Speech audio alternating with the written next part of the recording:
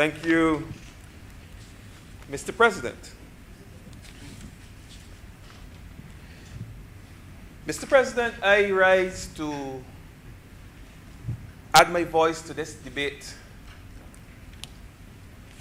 which, to my mind, is as much a debate on self-determination, self-esteem, self-governance, as it is a debate on transforming our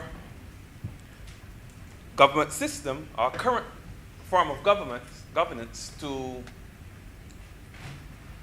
a republic. Mr. President, there are those among us who will have you believe that self-rule, self-determination are new phenomena, or that we have rushed into this process to satisfy some unknown or some hidden agenda. There are those amongst us who would have us believe that even after 55 years of independence, that Barbados is not yet ready to fully take the reins of leadership in the affairs of this country, Mr. President. And we must always be somehow be dependent on some distant nation or some distant ruler to act as a superior or overlord in assisting us in navigating our way through what is the 21st century. But we'll have you know, Mr. President, that Barbadians and Barbados we have been demanding self-rule almost from as far back as the 17th century, Mr. President. I believe the year was 1675, and Barbados was not even 50 years old as a colony. But the island had already established itself as one of the leading producers of sugar in the region. And Mr. President, in order to produce that sugar on those massive plantations, the slave masters of the time, the colonial power at the time, had to import large numbers of enslaved Africans from Africa, from the west coast of Africa, to man and to work those fields. They brought them here with the intention of working them to death on these plantations to produce the sugar that we were known for. What these slave masters, I think what they were unaware of at the time was that many of those persons that they enslaved and they brought here, they captured and they brought here and enslaved, were not only known in the countries of origin as for their physical prowess, but some of them were from fairly advanced political systems that with a strata, a hierarchy, and a system that was quite similar to what would have existed in Europe at the time. So it came as no surprise that these persons who would have functioned, and some in high capacity, because at points they pulled from all aspects of society. These persons grew tired of the hardship. These persons grew tired of the indignity that characterized slavery here in Barbados, here in the region at the time. And what they did, Mr. President, was that they orchestrated a rebellion. They orchestrated an attack, a plot to overthrow the slave master. But not only overthrow the slave masters, Mr. President, they also plotted to create a system of government that, to quote the words of a historian, they attempted to establish a black system of government that was rooted in the political consciousness and culture of the Akan people of Ghana. But further to that, and perhaps more importantly, Mr. President, they sought to select from amongst themselves. These are black Africans. Sought to select from amongst themselves a person, an elder, that would ascend to the throne of this newly emancipated Barbados, an African king. These persons sought to nominate and sought to put in place. I believe they even created a ceremonial stool that would act as a throne for the newly elected king. Mr. President, it speaks to self-determination at a very early stage in this country's development. And the annals of history would record that the story of Kofi, who was the selected slave or enslaved person, King Kofi as he was called, and the 1675 plan, freedom plan, that he would have orchestrated, was perhaps the first comprehensive revolutionary plan to topple a colonial regime and to replace it with a black African government. This is in 1675, and this is how persons here in Barbados were thinking. According to Harry Beckles, it was the first and most politically sophisticated counter-slavery strategy in the Americas. These people, Mr. President, were ahead of their time. And we will have people believe that self-rule and self-governance is something new to this country. And we've had other acts of insurrection, other acts of revolt, where persons felt that they no longer had to take commands from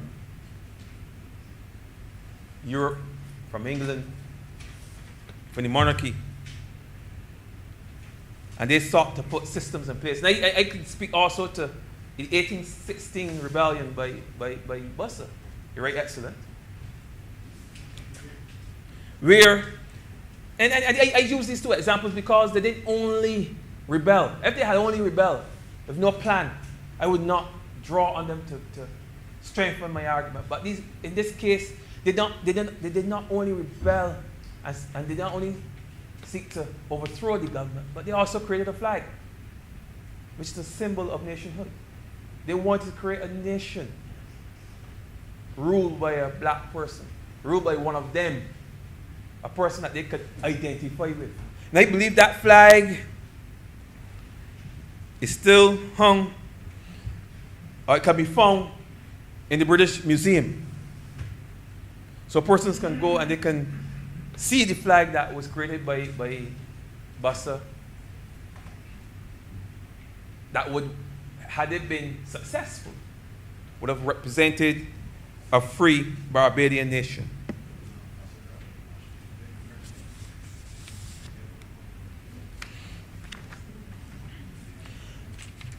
And let us fast forward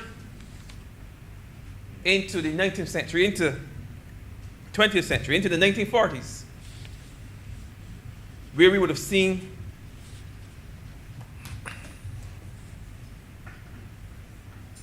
a greater movement for self-governance. We saw the Bush experiment, where elected MPs became members of the executive committee. I believe it was Sir Grantley Adams who would have spoken about the lack of power that these members would have had in Parliament, who would have agitated for a greater say in the running of the country. And even as I look here, I see the word experiment as it refers to the term Bush experiment. On looking back, I would describe it as almost as an insult to the memory of a giant like Sir Grantley Adams, to refer to allowing these persons greater responsibility, a greater say in the running of this country's affairs as just being an experiment. When these people were more than capable, any governor or any person nominated to the executive committee, who in some cases probably might have just been owner of property or such like, but these persons were educated, well suited to run the affairs of this country, but yet were referred to as an experiment. And that, in reflection, I believe, was an insult. It still remains an insult to the memory of the great man. But what it did, Mr. President, it started the gradual process of moving away from the monarchy, moving away from the colonial system into something that resembles more of self-governance, self-rule. We saw in 1954 where the whole concept of ministerial portfolio, which to my research says that was the most advanced system in the English-speaking Caribbean at the time, 1954, that was just a quasi-system of ministerial portfolio. And that moved on to 1958, where you saw a system very similar to what we now see.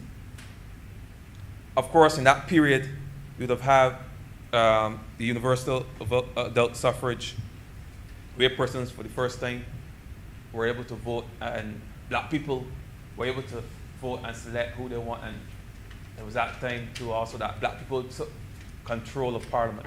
So we saw these little changes that moving towards self-determination, self-governance, and self-rules. It didn't just start in July the 27th. It didn't start last year when it was mentioned. This thing started a long time ago, and we were taking baby steps all along, to get us to this point where we are today, Mr. President. So when I hear people talk about it being rushed, or I hear persons saying that we are not ready yet, it causes me to cringe because if we're not ready now after 55 years, when will we be ready?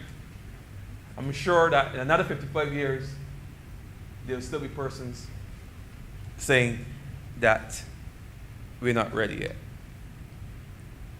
And let me just move away from the governance and just look really at how we have been as a people, how we have advanced as a people.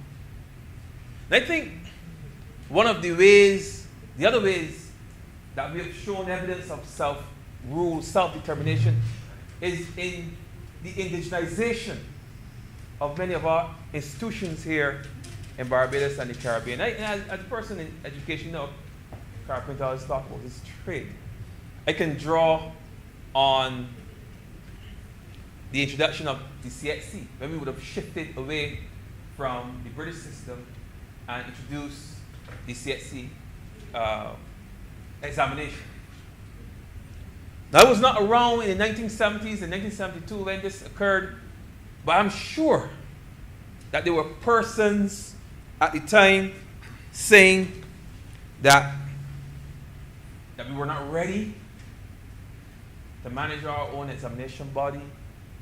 There were persons, I'm sure, who were saying that Barbados lacked the necessary skill set and the human capital to undertake such a endeavor. I'm sure that the persons who were concerned that our qualifications, our certificates would not be recognized outside of Barbados or maybe outside the Caribbean. I'm sure that the persons who felt that our people would be disadvantaged because we had an indigenous examination body as opposed to the UK one that we were more familiar with and more comfortable with at the time. I'm sure. And I was not there, but I know the nature of people, of man. And there will always be persons who will be scared and uncomfortable to take charge of their own affairs. There will always be people like that.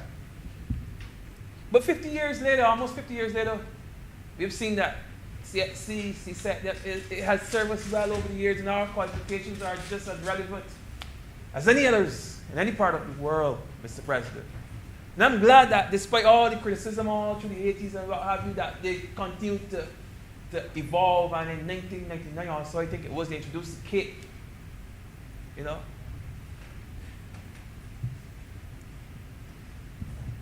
The Advanced Proficiency Examination. Of course, there was some pushback. I don't want to call the one school in particular that was very much against it, but there was some pushback. But that's naturally these things. You know, they all embrace CAPE, they all embrace CSEC. And that is us, that is indigenous to the Barbados, indigenous to the region. We no longer have to look to Britain for their system of examining. But these are just two examples, Mr. President, of our movement towards self-determination and self-governance. And there are many more examples, especially as it relates to the indigenization of our system. It's something that should be encouraged. There are other things that we should probably indigenize, and I'm sure as we move forward as a republic, we would look to do so. But those are good examples. And we will have seen, especially in the 90s under Prime Minister Arthur, we really embrace our cultural heritage, we really embrace our cultural identity, and he would have put a number of measures in place to ensure that we appreciate those who have struggled, to ensure that we enjoy the life that we now enjoy. We would have celebrated our national heroes, would have changed the name from Trafalgar Square, in 1999. So I think it was, we did all these things because we felt that we should be moving away from the monarchy. We should celebrate our national heroes, and then in our national hero square there should be someone who we as Barbadians would perceive as a national hero. That's why I was happy to be present last year. Or was it the year before? When we removed Nelson last year. When we removed Nelson. Because he had no place now in our national hero square. And removing Nelson, persons felt like he should stay there. But the reality is that it's not really Nelson, the statue, though. If it was just Nelson, the statue, it would have been no problem. It's what Nelson symbolized. What was the thought process in 1813 when it was erected? What was the thinking at the time? That was what we were also removing. And this year, in 2021, we will remove the Queen as our head of state, Mr. President. No longer will our ministers, our parliamentary secretaries swear allegiance to the Queen, nor her heirs and successors. And I'm also glad that we also went about introducing new national honors that were separate and distinct from the imperial honors that we would have conferred on our people before. I'm thinking of the Order of Freedom of Barbados, these indigenous honors, celebrating who we are, who we want to be, who we see ourselves as. all examples of a country coming of age, all examples of a country moving forward, Mr. President. As I conclude, I want to say that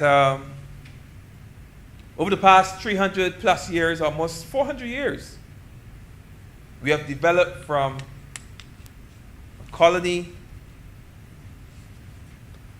to an independent nation that has stood proudly in the world. I can say, like I've heard earlier in this space, we have punched above our weight.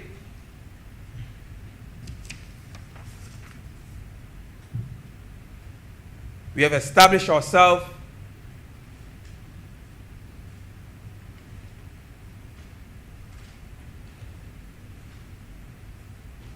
and we have pretty much evolved into a mature democracy.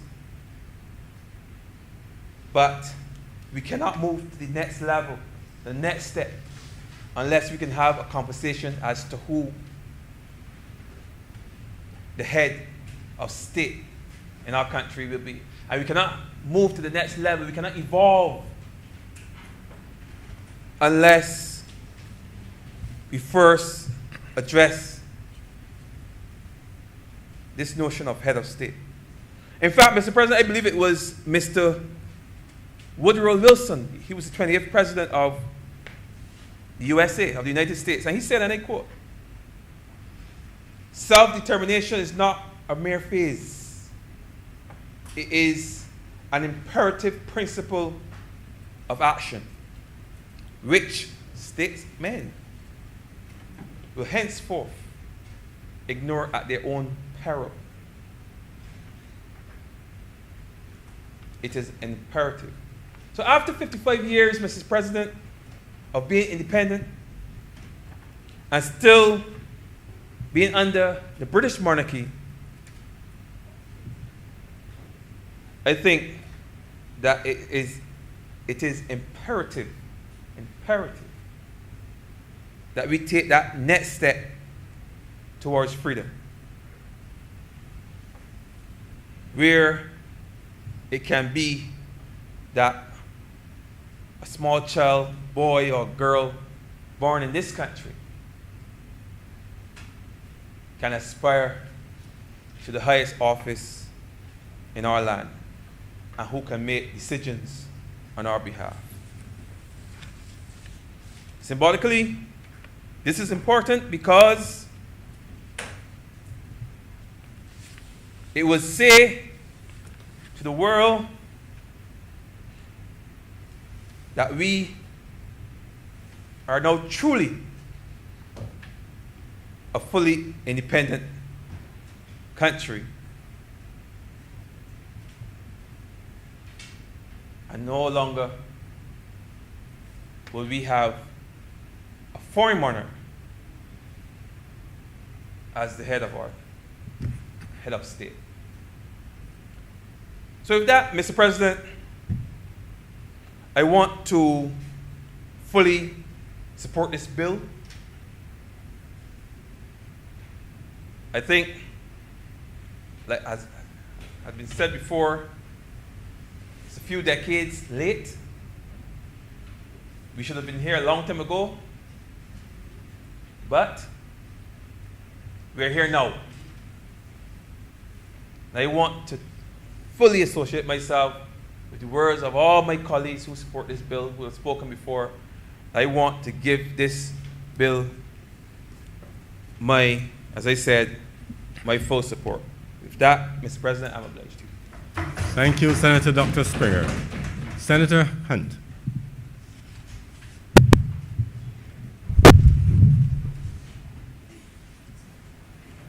Thank you, sir. October is my favorite month of the year.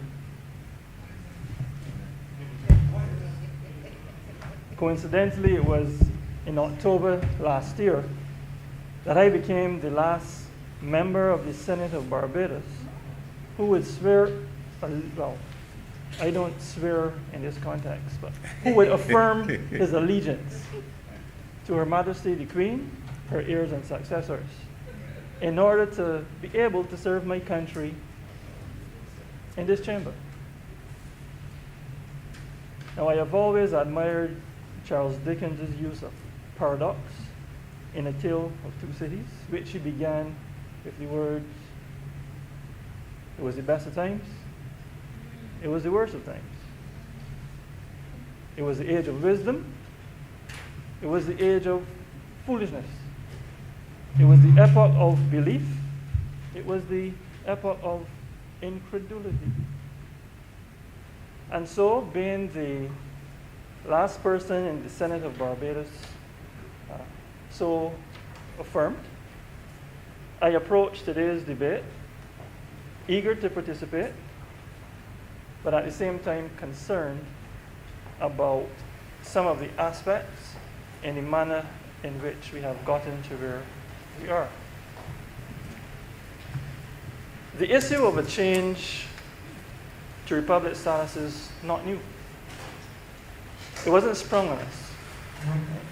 I remember being in my early 20s when the Ford Commission report came out.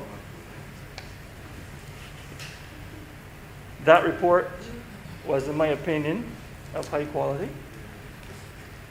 It has withstood the fluxion of time and, in my opinion, is still of high quality.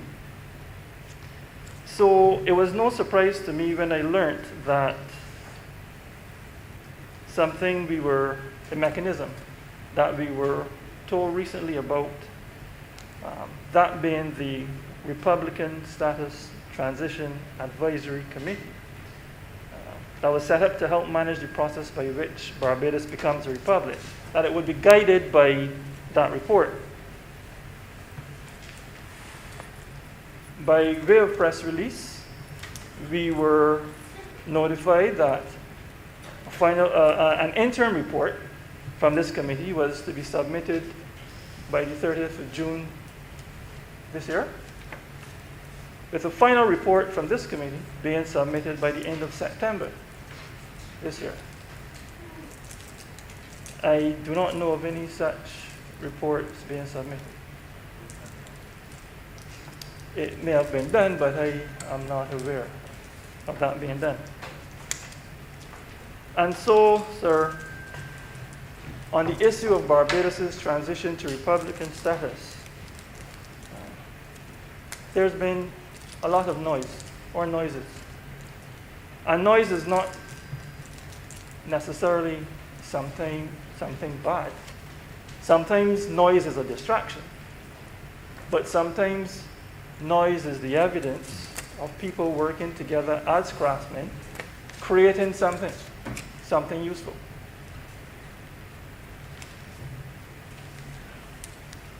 Recently, it was said that there was no wide public consultation, as we now know consultation to be, when now Right Excellent Earl Walton Barrow was intent on us becoming independent. Now, I wouldn't know, I wasn't around then. But I grew up hearing that he took us from being a collection of villages to nationhood. That may have been the reality of that time.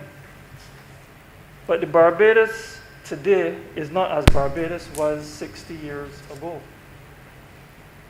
The level and pace of development has transformed what was once a collection of villages to a globally respected nation that holds prominent positions on the world stage. So what is different about Barbados now when we compare it to Barbados, pre-independence Barbados? We can boast of having a campus of the University of the West Indies.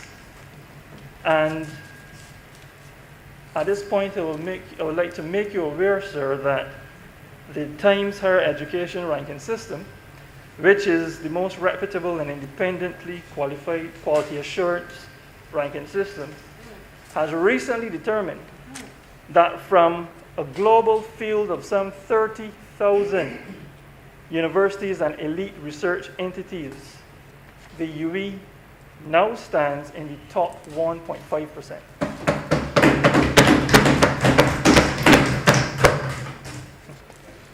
And we have a campus of the UWI in Barbados.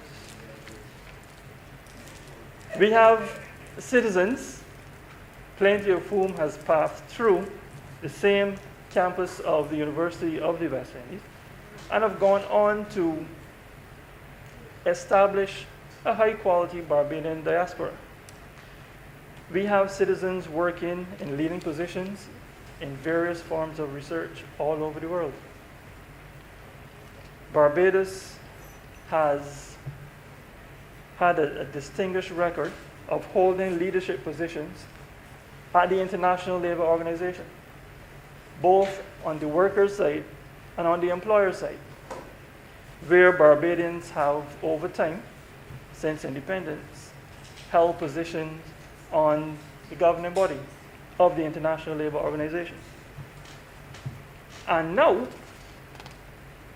we have leadership of UNCTAD, the United Nations Conference on Trade and Development. I thought there would be applause for that, sir. But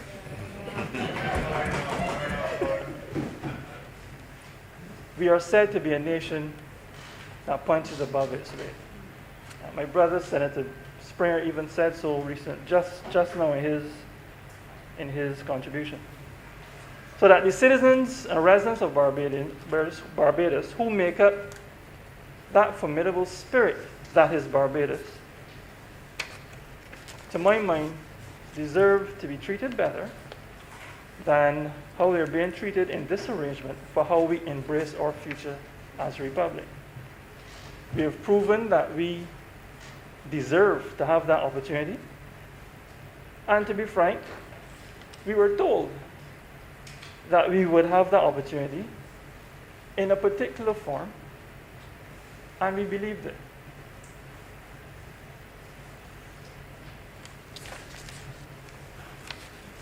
The concept of cognitive dissonance comes to mind when I think of that.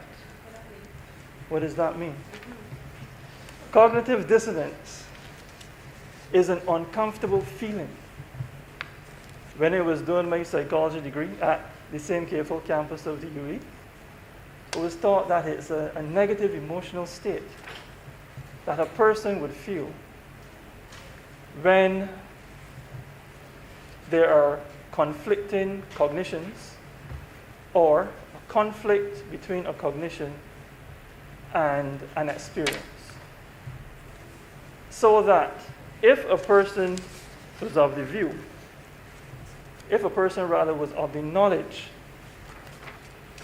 that smoking is not good, it kills, but yet they smoke, they should feel something negative. If they have a conscience, it should prick them. They should feel bad. Now, when persons are faced with cognitive dissonance, they either adjust their behavior to be in conformance with what they believe to be the right course of action, the right thing to do, or they find some rationalization to be able to go ahead and do that which they know better than to do. Doing that repeatedly has the potential to create a callous personality, not a caring personality.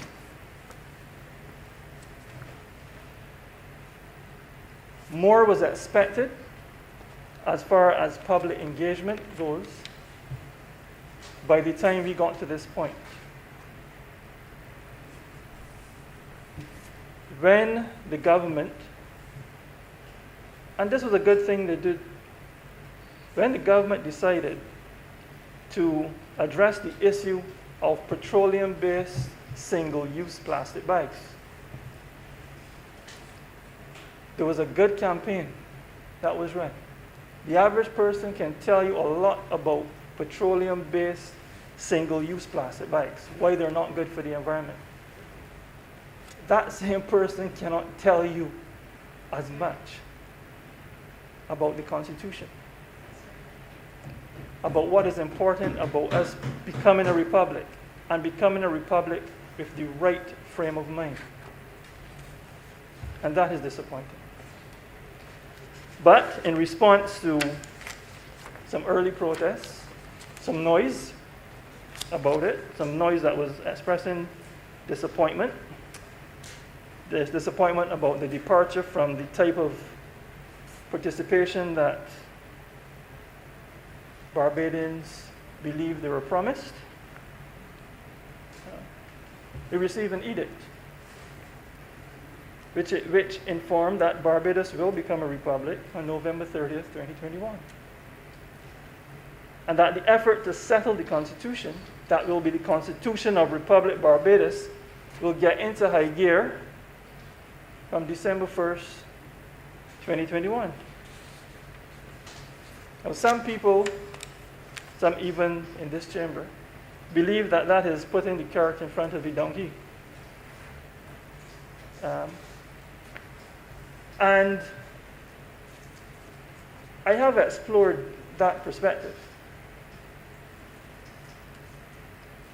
But you know, there's precedent for this, for taking that type of approach. So in a sense, it isn't really that odd. The country that we know and which a lot of us love, known as the United States of America, was also once a colony of Britain. Now, they used less diplomatic means than what Barbados used to sever that connection to the metropole. We went to England to negotiate, but centuries before, America went to war. Right? And after winning what is called the War of Independence, which was fought from the mid-1770s to the early 1780s, the Americans then went about the work of settling their constitution. And in respect of that same constitution, at the end of the constitutional conference, that constitution was not signed by 3 delegates that attended that convention. So there was not full agreement on the content. The Constitution was signed in September 1787, ratified in 1788, and came into force in 1789. But, as we heard earlier, actually put by one of our senators, I believe it was Senator Cummings, we do not need external validation for the decisions that we make about ourselves. Certainly not with respect to this matter. Mr. President, I also heard a question raised about whether Parliament could effect this change. And it was a question raised in consideration of the Barbados Independence Order. I think it had the making of one of those clever essay questions about parliamentary sovereignty. It was in the 18th century that Jean-Louis Delorme, a Genevan political writer who got himself exiled from his home country to England because he dared to describe the politics of his country as being an aristocratic state masquerading as a republic.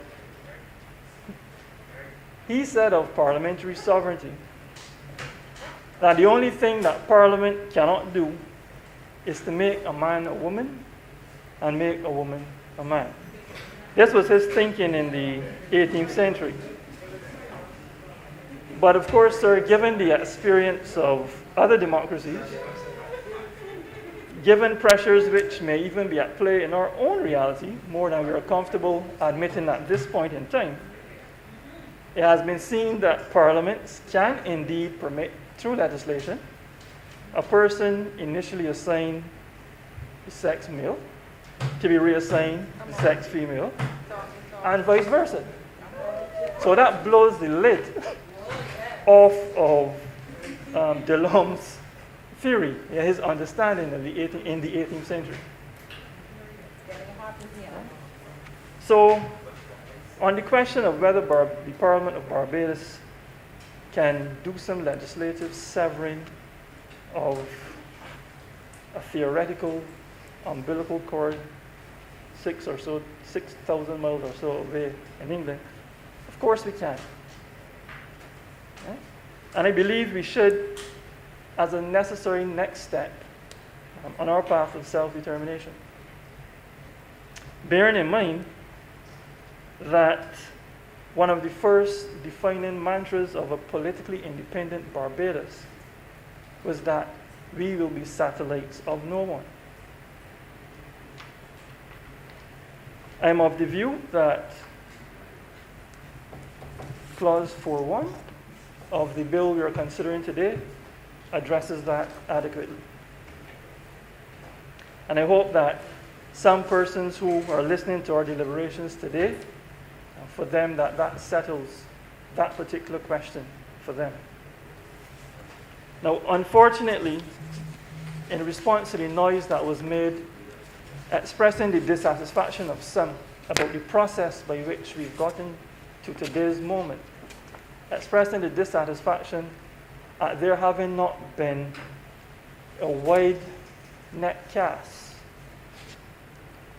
that allow the level of involvement that Barbadians have come to expect in a nation-building process. We have had some persons who, over time, have put themselves out there and who have been given respect as experts in social matters and political matters, even on diplomatic matters. And they've recently started to say, well, there's no need for all this noise, you could quiet down. This really is just about a change of words. Where you see references to the Queen, we'll change that to be references to the state. Where you see references to the Governor General, we'll change it to be a reference to the President. This is about more than just a change in words. Words are important. Words matter. Words matter because, well, to borrow the sentiments of the late William Raspberry, a Pulitzer Prize-winning writer in the Washington Post, words matter because they may reflect reality, but they also have the power to change reality. This is a moment about which Barbadians should be excited and involved. I think that's an opportunity lost. So, my concerns as we take a step into the Republic of Barbados, unlike the United States of America, there was no war of independence, which served as a major catalyst for what we are doing. But that does not mean that there are not wars going on for the average Barbadian. There are wars going on out there. And I hope that in Republic Barbados, we can do something to quell or otherwise adequately address the causes of these wars, such as the wars fought by fathers in this country in court to have reasonable access to their own children and fair terms on other related matters, so that the war that is fought by too many men against a strong misandrist current. I hope we're able to do something about that in Republic Barbados. Or the war fought by trade unions for recognition.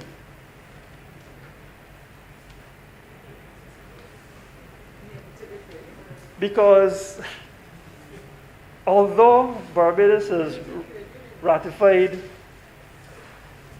certain fundamental ILO conventions which deal with freedom of association, the right to bargain collectively, there is still too much fighting going on about what should be the simple matter of when a trade union becomes recognized as an accredited bargaining agent.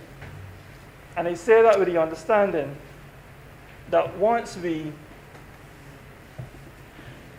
take a modern approach to that issue, there will have to be consideration given also to all aspects of the management of trade union recognition, trade union certification, such as trade union decertification. Competition is good.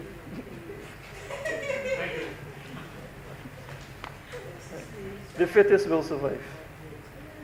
And in recent discourse about the issue of vaccination among the Barbadian workforce, I noted that the executive director of the Barbados Employers Confederation was quoted as referring to a study done by the organization, her organization, that indicated that 25% of employees polled expressed a preference to work with colleagues who were vaccinated. 25%. Now, I cannot speak to the poll that was done, the rigor with which it was done, but I wonder if the trade unions who heard it may not want to hold on to the fact that we acknowledge that a 25% of the expressed view of 25% of the workforce is given such prominence as it should determine what happens within that group. Perhaps we may want to consider that as a threshold on which issues of recognition can be resolved, or at least debated. And then there's war between the trade unions themselves, who fight each other for existential space. And there's this old issue about which some of them keep fighting. Who is the rightful representative of the Barbados workforce at the International Labour Organization? I think it is time that proper structures are put in place, that question can be settled, void of emotion, but through the application of reason. Because I do not think that a minister's opinion on the matter is adequate. Okay. Now, finally, sir, this being October, I am mindful of the significance of October to trade unionism in Barbados. Earlier this week, on October 4th, the Barbados Workers' Union acknowledged its 80th anniversary of registration as a trade union in Barbados.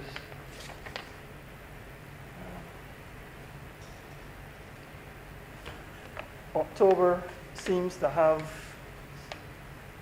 some special connection to trade unions or trade unionists in Barbados. The General Secretary of the Congress of Trade Unions and Staff Associations of Barbados, Sidhu Saab,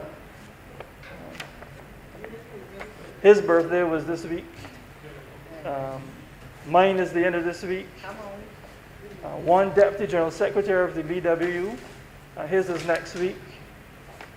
Senator Franklin, pardon me? Senator Franklin is the following week. The first female President General of the Barbados Workers Union is also in that week.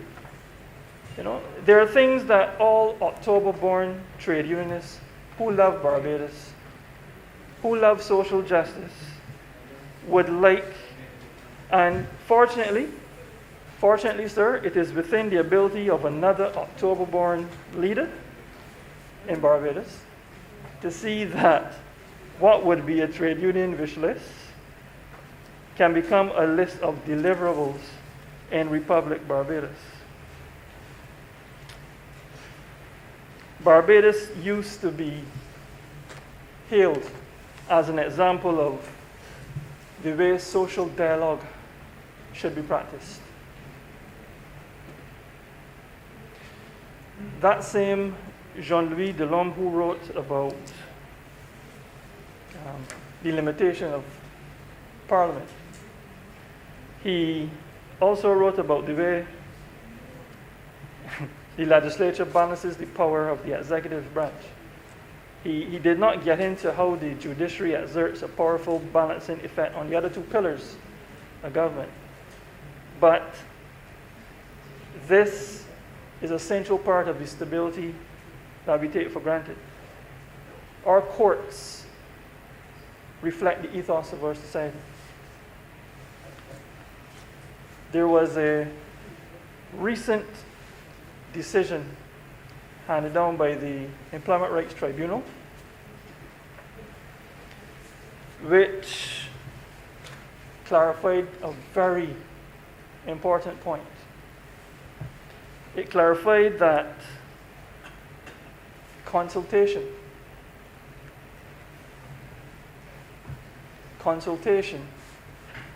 when required, consultation when promised, consultation when ventured must not be empty. It must not be on the surface.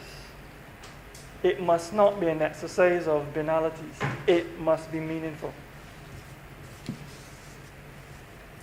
What noise there is, sir, outside of these walls about Barbados becoming a republic, that is not noise that is resistant of the efforts to do so. That is noise that is made in remonstrance of the process. So, notwithstanding those areas of concern that I have shared, sir, I support the object of the bill, and I wish the government and people of Barbados well in this next chapter that we are about to embark on. I'm obliged to you, sir. Thank you very much, Senator Hunt. Senator Dr. Holder.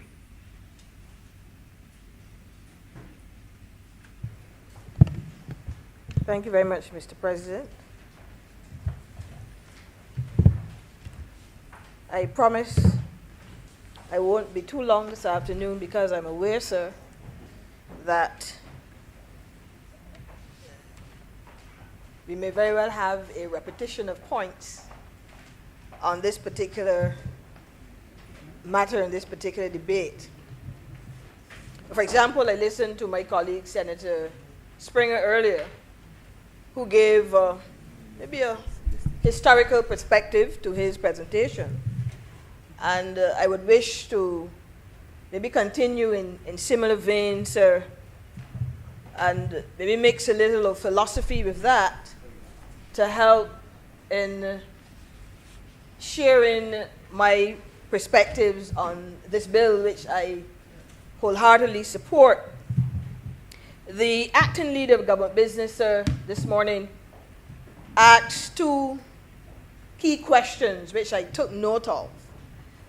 She said, what will we lose? And what do we fear? What will we lose? And what do we fear? And sir, I reflected on those two questions for the rest of the day, really, because I thought that the presentation I had prepared will, in my view, aptly address, especially the second question, what do we fear? Sir, we heard throughout the day that there's nothing to lose, so that first question has been addressed.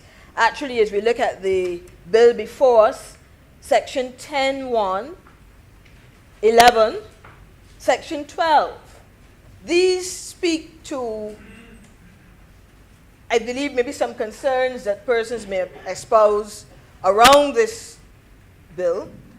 And these points show that we are not losing. We heard it mentioned before that those judges, sir, who were appointed before will continue to serve. We heard, sir, that the Prime Minister, Minister, Parliamentary Secretary, yourself, sir, as President of the Senate, these will all continue, that our industries, sir, especially tourism. I heard someone made the point earlier about the question asked of our tourism industry. Will that continue to be a vibrant industry? Sir, we have heard that we will not lose any of these things. So then what is it that we are fearing? Sir, I reflected as I looked at this question on Paul's writings to the church at Ephesus. In what we know as chapter 6 and verse 12 of that book, Paul said to the church, after giving an exhortation on how families should be treated within that context, a cultural issue, how behaviors in relationships and so on should obtain, he said, we wrestle not. We are not fighting against flesh and blood. So, whereas America, we heard from the colleague who took a seat before, gained their independence through that particular route, pursuing freedom from the monarchy, but using the gun to help in that process. We are not fighting, sir, against flesh and blood. We are not warring against physical beings. But indeed, sir, there is a spiritual battle. There is even a psychological battle. In other words, this war that we are in, even as we debate this move to Republican status, seems to be one that is not a physical war. It's not a physical war. Sir, there are psychological issues, I believe strongly, that are affecting a number of our people and therefore informing some of the arguments, sir, that we are hearing. And I want to, for a very few minutes now, give some background to this. This is my thesis this afternoon, that there is that psychological war, that psychological battle, a battle, sir, that has been operating now for over 300 years. And why do I say that? Sir, I listened to the people on the ground. At the luncheon period, I was sharing with some colleagues. I pay close attention to the folks on the ground. I am in a number of chats, sir.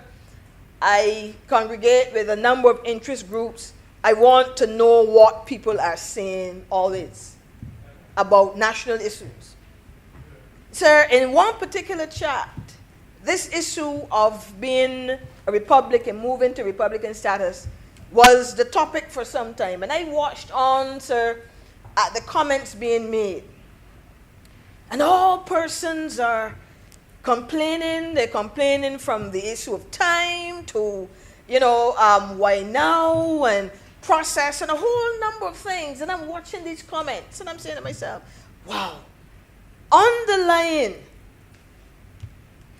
this conversation, sir, is fear. Then one individual in that chat, who happens to be a Trinidadian, mind you, chimed in and said, but there's really no issue. We have been a republic for years, and it hasn't changed anything in Trinidad and Tobago vis-a-vis our ability to pursue development, economic development, and the like, but it's really nothing. Actually, after November 30th, you're not even going to realize what has transpired, because there's not going to be any significant change, really. And from the time he intervened and he said that, the chatter subsided a bit. And I'm watching this conversation, and I'm saying to myself, but all this is fear. Sir, in another place, again, similar conversation. And people are expressing their concerns. And when you drill down and when you analyze them, they have no basis really in objective reasoning. Sir, just simply fear. And it is because of that I begun with that text. That what I'm seeing really is that invisible warfare going on. And I had to really answer that question nagging in my mind, but why is this the case? And I went back, sir, to some work done by Sir Hilary Beckles and others who chronicled our development as a nation. And it is in there, sir, that I found my answer. Because despite the fact that, as one senator mentioned, there have been some revolt over time, I'm of the view that there has been a concerted effort over 300 years of this, of indoctrination and of control and of manipulation, to try to suggest to us as a people that we cannot manage our own affairs. And that despite the fact that we have gained independence in 1966, despite the fact that the father of our democracy would have fought for our right to vote, sir, there is still that battle going on psychologically relative to our ability to really manage our own affairs. That is what it is all about. Now, history would show that this process started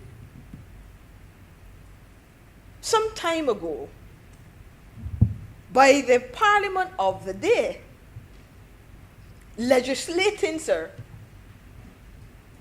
how our black people are to be treated.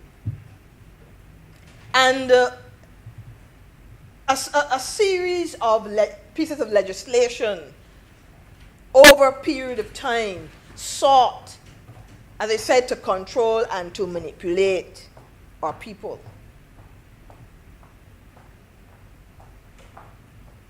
We have seen that as far back as 1655, we were a nation of majority black people, you know. So we were a nation of majority black people. Now this is significant because we've always had the numbers, we've always had, in my view, the majority of people to be able, sir, to govern our own affairs. But we had a minority, sir, that use the legislative power of Parliament to deny that self-governance and self-government. This is why when some months ago it was when the whole issue of, what was it called? Black Lives Matter, I think that's it, came about. I had to challenge a few colleagues of mine, say, well, but hold a minute, hold a second, well, we were always majority black. I remember as well, sir, giving a comment to a reporter. Now, I've had, sir, bittersweet experiences with reporters, I must admit. But it's understandable. I've learned to understand them. They look for stories. They look for sometimes sensational issues. Some of them, not all of them. And I know that he took a part of what I said and he tried to create a little story around it. That's all right. Not a problem. But what struck me, sir, is that when it appeared in the media, social media, I think it was, if you saw the comments that were offered behind this article, you would believe that we were a majority white country.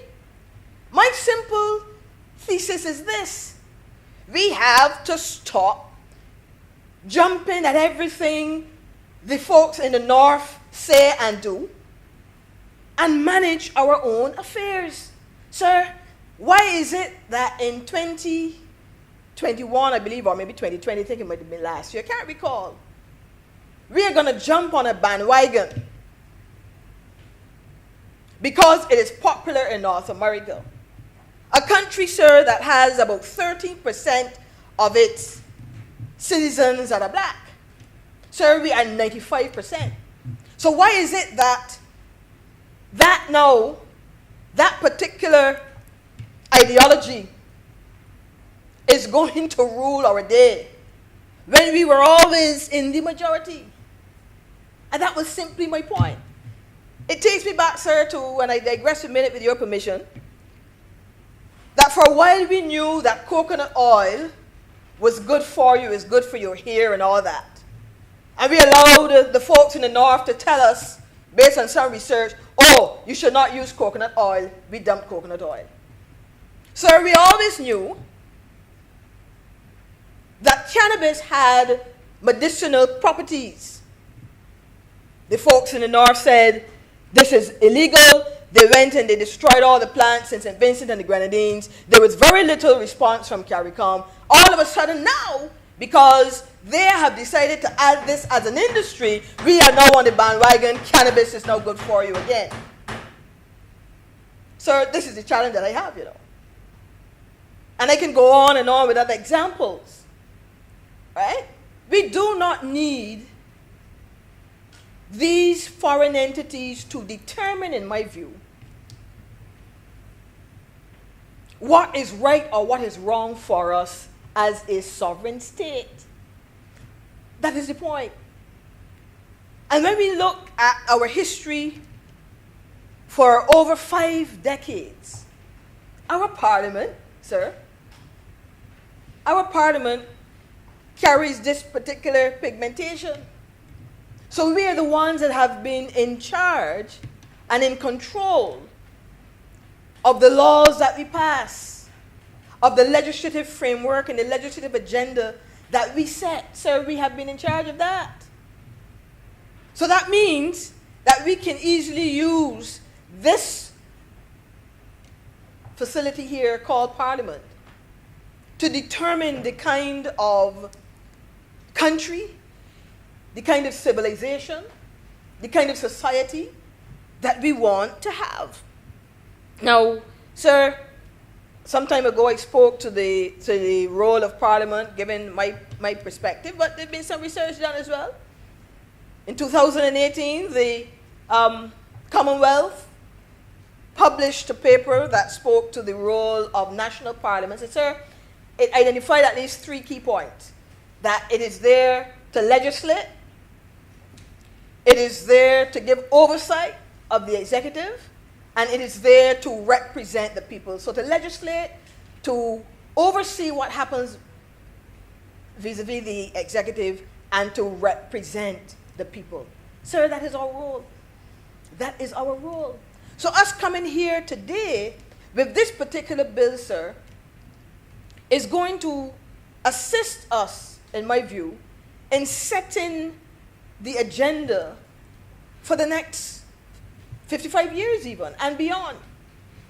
And to correct, sir, what has transpired for hundreds of years, and hopefully help us in this journey of adjusting our perspectives and transforming our mindset and our outlook to one that allows us to govern ourselves. So, sir, I began by asking the question as the leader of government business asked today, what do we fear? What do we fear? And I shared, sir, that from 1655 we were majority black. We were in the majority, sir. 1655. But look at how that minority set about to instill fear in us. Look at it, sir. In 1661, I said aided with research that I pulled from Sir Hilary Beckles. In 1661, sir, the first slave laws became the template for other countries, sir. As we know, Barbados was the first black slave society in the world. In the world, sir. And so this template was used for other colonies, Jamaica and South Carolina, Virginia, and the like. Sir, in 1668, our people, they're growing now, you know, they're in the majority. They were classified in law as real estate, sir. As real estate. They were attached to properties, yes, and therefore could be bought and sold with the said properties, yet they were in the majority. So you understand why Senator Springer helped us to understand the revolts that happened, especially in the 18th century.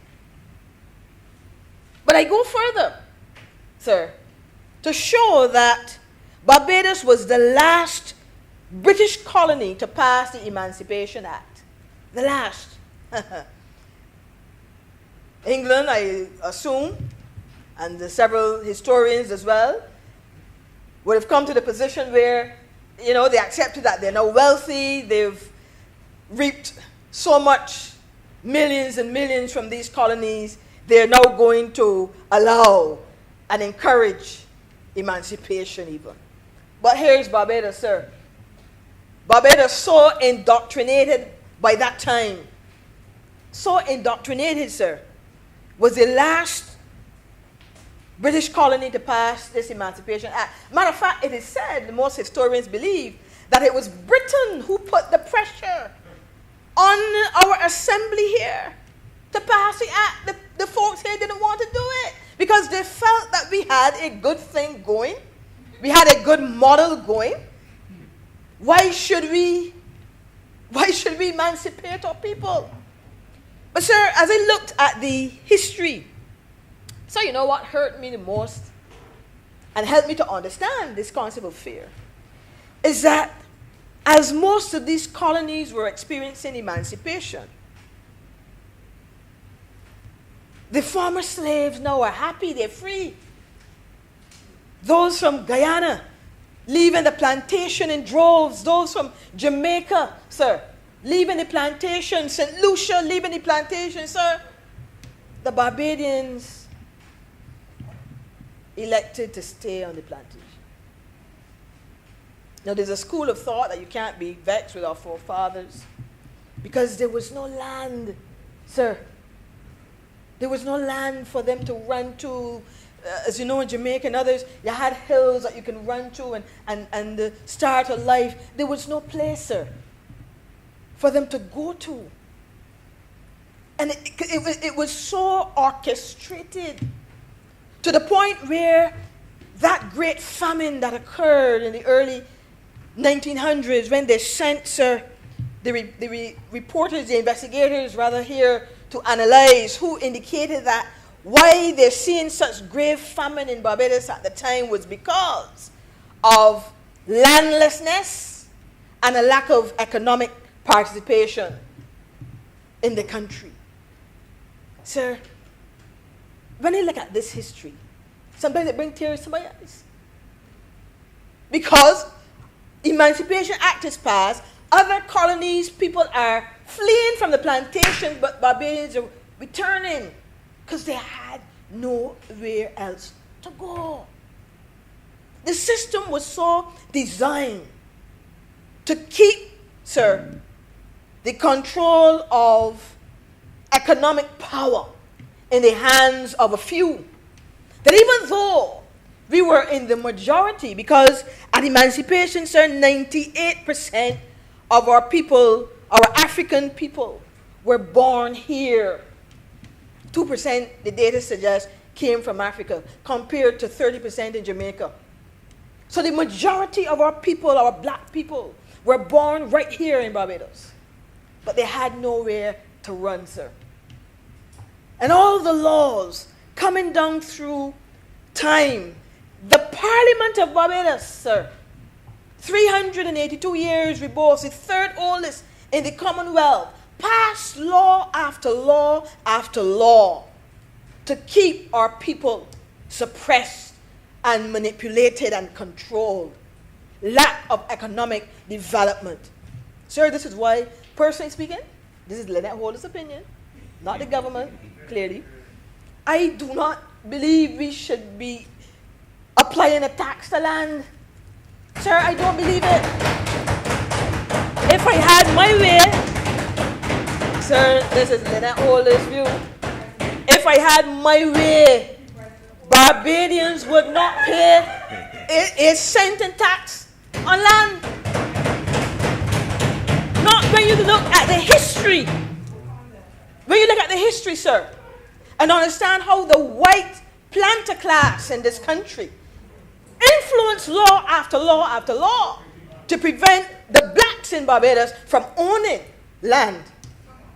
Now, I would charge, sir, for commercial use, but not residential use. Not residential use. Not residential use, sir. Our black people deserve better. We deserve better. So, sir, this is a part of the history. And so why I make that point is, when you do the research and you see all the pieces of legislation that prevented our people from owning land. Sir, there was a period of time when the Barbadians, yes, flocked to Panama. As we know, about 45,000 or thereabout flocked to Panama looking for a better way of life for their family. So when they came back, sir, with money. One researcher suggests that during that period of between 1906 and 1916, sir, those returning from Panama had thousands of dollars, but they had nothing to buy. Why? Because the laws were passed that you couldn't buy land. And then when the pressure, sir, when the pressure came upon the whites at the time, the planter class at the time, sir, you know, they went to Parliament and passed laws to sell the blacks the rab land on the plantations. Because they said, okay, well, we own it all. You coming back and you have some money. Let me see how we can have a win-win. How we can get your money from you and seemingly give you what you're asking for. So the rab land on the plantation, sir, was set aside for our people to purchase. Sir, you see why I feel how I feel about land. But this is our history. So when we hear today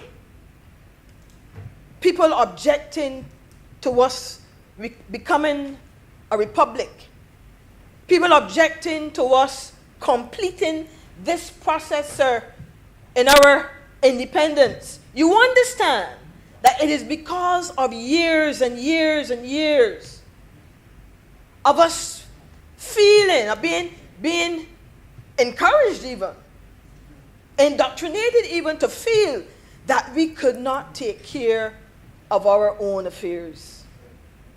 Sir, this is my perspective on why we have this fear.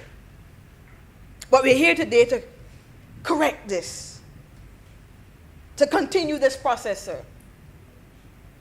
This process of correcting the wrongs that have been done, that have been allowed, sir, to obtain for centuries even. So I support this. I think, sir, that over time the noise will die down. I remember then when there was a noise around the ABC highway. How many of us recall that? There was a noise around the flyovers. And every morning, I'm sure as we travel to work, we would love to have had those flyovers because of the stress it is, sir, to get into town or to get from the south to the north.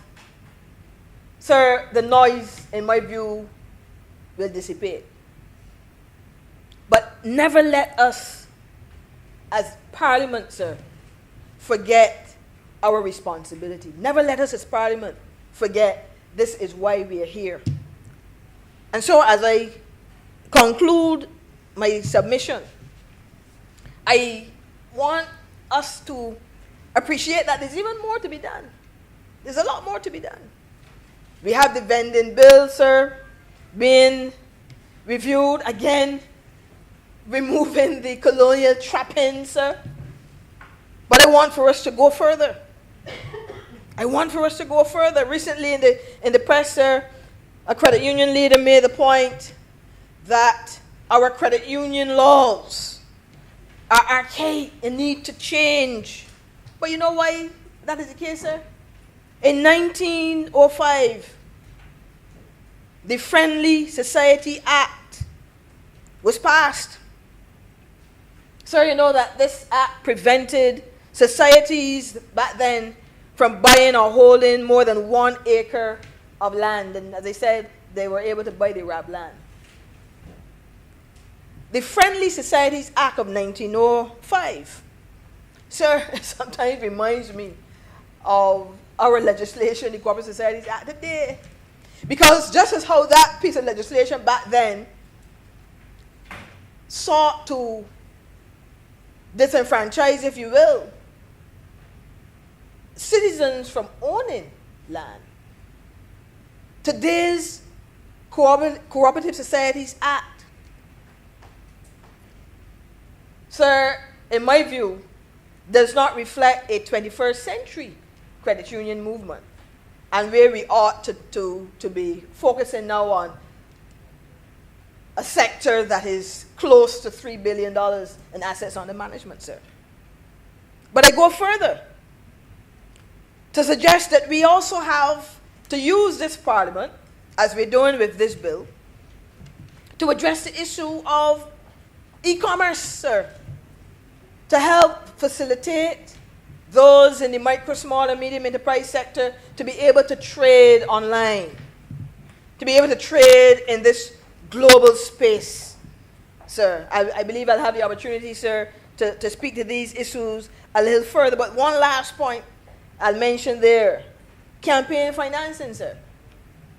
We need to use the power of Parliament to address this issue, because we can no longer continue, just as we saw coming through the 17th century, the 18th century, where a small percentage, sir, of merchants felt that they had the power to control the masses. Sir, in this 21st century, Barbados, we have to guard ourselves against a small percentage, again, of capitalists thinking that they're, because of their wealth, can control political parties, sir. I believe the time has come for us to use the power of Parliament to bring campaign financing reform to this country so that those capitalists, when one party is in power, they're there. Another party is in power, they're there. So that has, in my view, to be corrected by Parliament. That has to be corrected by Parliament. Sir, my final thought, I won't go too far into that. I see the Deputy President is looking at me. So I won't go too far into that. Sir, my final thought is this. I believe strongly in democratic socialism, sir. This was ingrained in me somewhat. When I was a child, my father, sir, was born in 1908. Yes, I am a daddy's girl. And sir, I sat with him growing up and listened to the stories about Grantley Adams. Sir, had no thought about political parties, voting, nothing so. But I listened to the stories. Now, he had land, so he had the opportunity to vote. But I listened to the stories, sir, and I heard him speak about this Moses and what he did for ordinary Barbadians, black Barbadians in particular, through legislation, through the development of the trade union, all in an effort to enfranchise our people. And so from then I believe that those conversations, listening to him, I'm a child, 9, 10, 11, listening to these stories. Sir, they help with my ethos. They help with my ideology. And may very well have been the reason why, sir, I gravitated to such institutions as the credit union, the church, not the religious aspect of it. Small business, sir. Because I believe in the principle to whom much is given, much is required. And so we have to try to create equity as much as we can. We have to use the power of Parliament to do that, just as he did, sir. Sir Grantley Herbert Adams, the Moses of his day. We must do today. And so with those words, Mr. President, I support this bill.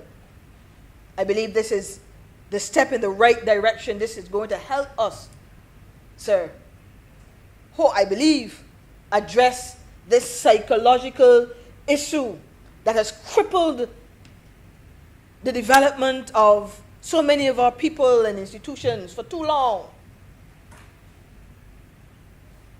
And finally put a nail in that proverbial coffin. Sir, I'm obliged. Thank you very much, Senator Dr. Holder. Senator Wiggins.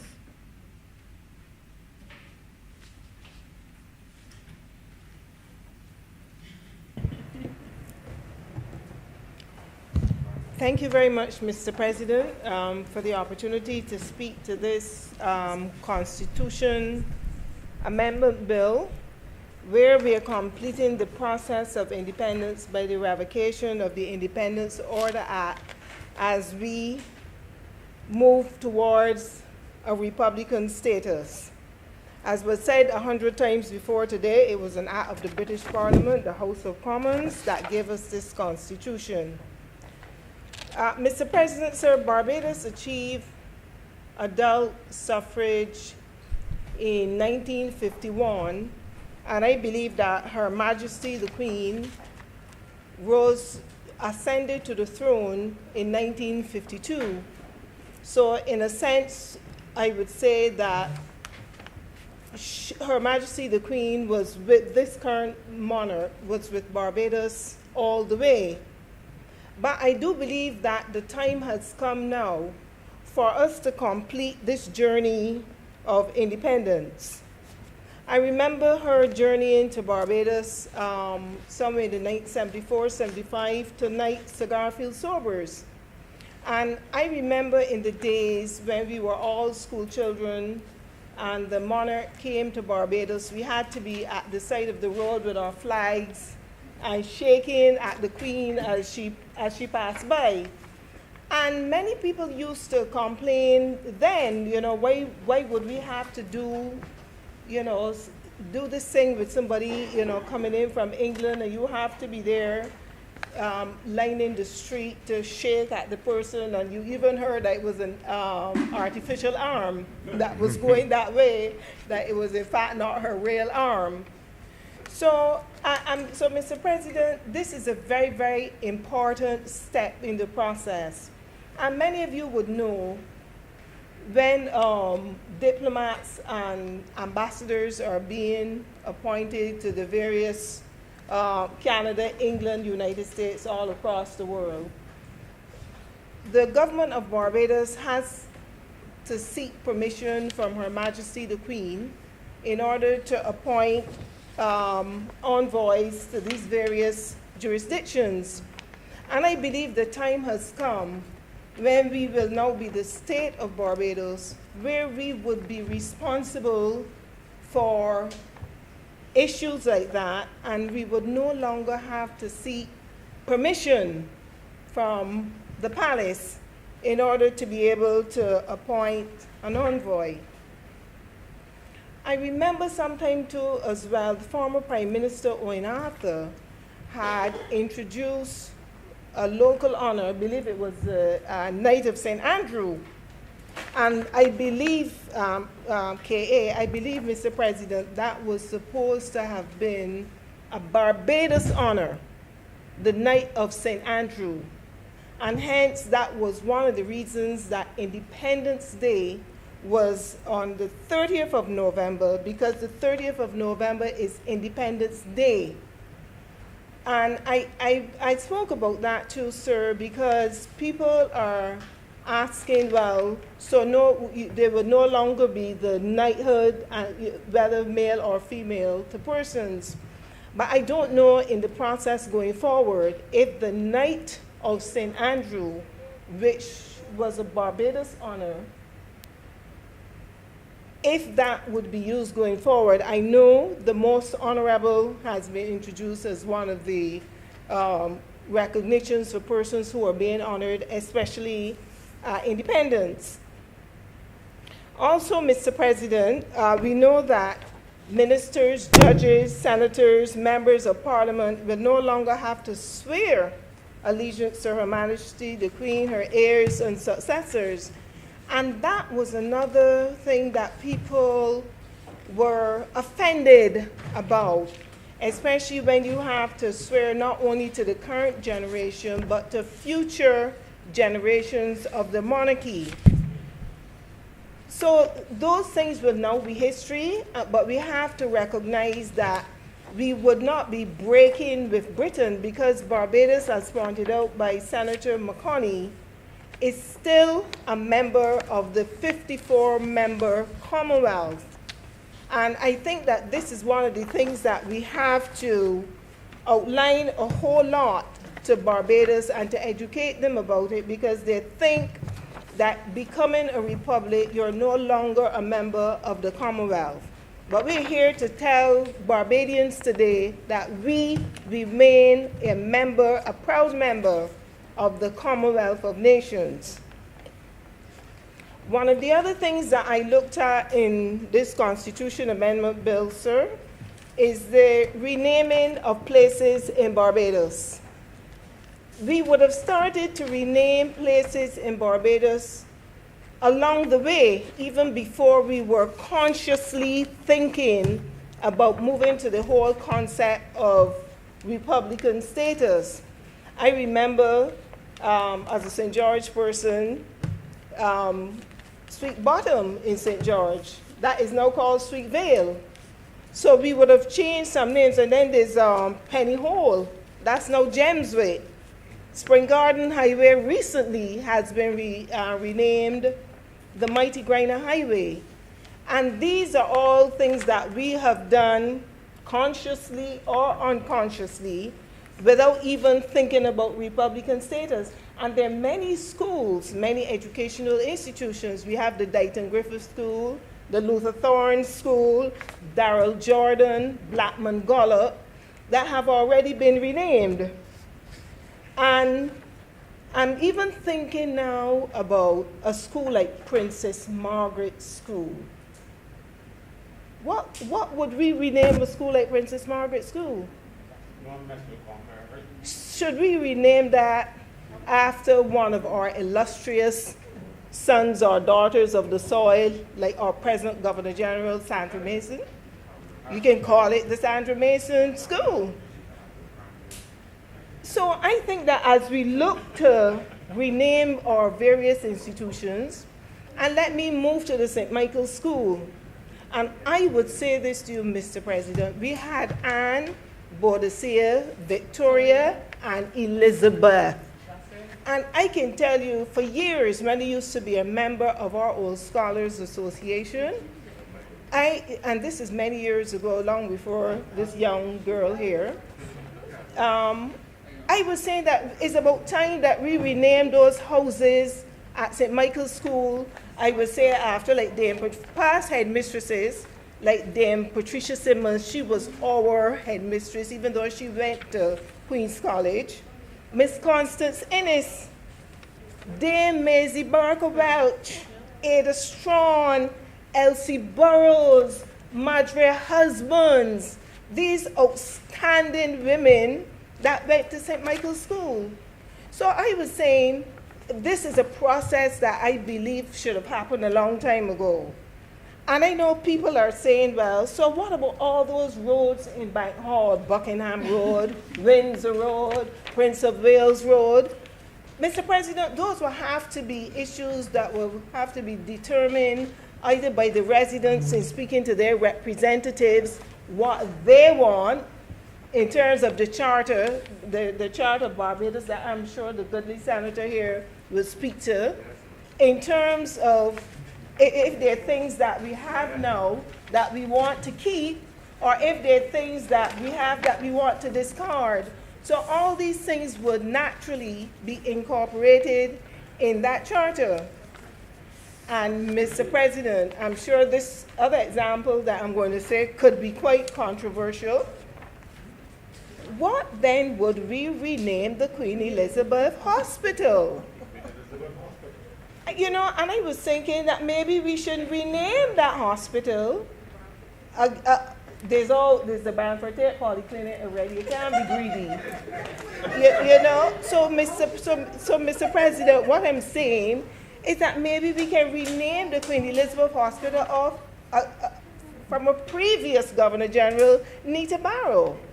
Dame Nita Barrow was a nurse, and she was an outstanding citizen of the world. So if we are thinking about going Republican status, don't do it piecemeal, go the whole way. And important institutions, like I said, like the Queen Elizabeth Hospital, that would definitely have to be renamed. And that's my view. And Mr. President, we know in this amendment bill that the roles of the Prime Minister, the ministers, the President of the Senate, and all would remain the same. Similarly, the role of the Governor General, who will now be a president. So we then ask ourselves, what then is the role of the President or the current Governor General? I think a lot of times people do not really know the role of the present Governor General. And her role is constitutional, it's legislative, it's ceremonial, social, and administrative. And most people tend to focus, Mr. President, primarily on the social aspect of her functions. But, I mean, many of you would know when we were debating that Public Service Act 2020, persons had to appeal to Her Excellency, the Governor General, to hit all those prejudice applications as a result of that act that was passed in here, Mr. President. And she had to go through each and every one of those applications. I think there were over 700 applications single-handedly. So a lot of her functions are administrative. I'm sure lots of people who work in offices, they don't work in the full glare of cameras. So they only see the Governor General and soon to be our first president. They don't see the roles behind the scenes. And this is why, in terms of the public education, Senator Rogers, these things have to be brought out to the public. The education of people, as someone said earlier, not only of the Constitution, but even what the role of the President of the Senate is. What is the role of the Speaker? What is the role of the Speaker of the House of Assembly? You know, years ago, Mr. Justice Leroy Innes, he used to teach a subject called civics. And you want to hear something? I don't know what you would call it today, but civics, it would be one of the things in terms of educating the public of Barbados about the Constitution of Barbados. We don't have to go back to the 1600s and the 1700s, which is important. But if you do a whole question on civics, I saw somebody, and this is not necessarily civics, I saw somebody said earlier on social media that someone was on the air and they didn't know the difference between HIV and COVID. And the thing about it is that if people are not educated to know what Miss You as the President of the Senate, if they don't know what you do, people can come on air and say things that are incorrect, and people would fly off the hook and say things that are not necessarily true. So one of the things that I would like to say as part of the public educational process is the critical institutions in this country that the population of Barbados should be educated about them, Mr. President. And I want to say wholeheartedly that Barbados moving to a Republican status is going to make our young people feel like they're really part of a new movement going forward, because now in the middle of COVID, even me sometimes feel depressed. And we want to be plugged into something that is going to make us feel a bit happier about what is going on. So I would think that if our staff committee, if they engage a lot of young people, then we can go back outside or have a lot of them coming in via Zoom and ask them, what do you want to see as Barbados move to a Republican status? I think you will get a lot of comment from them as to exactly how they feel and what they want to do. Sir, Mr. President, with those very few words, I am obliged to you. Thank you. Thank you very much, Senator Wiggins. Senator Drakes.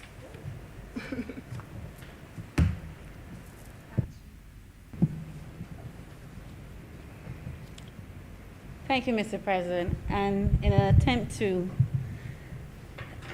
adhere to the protocols given the situation that we find ourselves in, I'm going to attempt to speak with my mask on today. I hope that it is not too distracting as the last time I tried to do that, but nonetheless. And here you're crystal clear.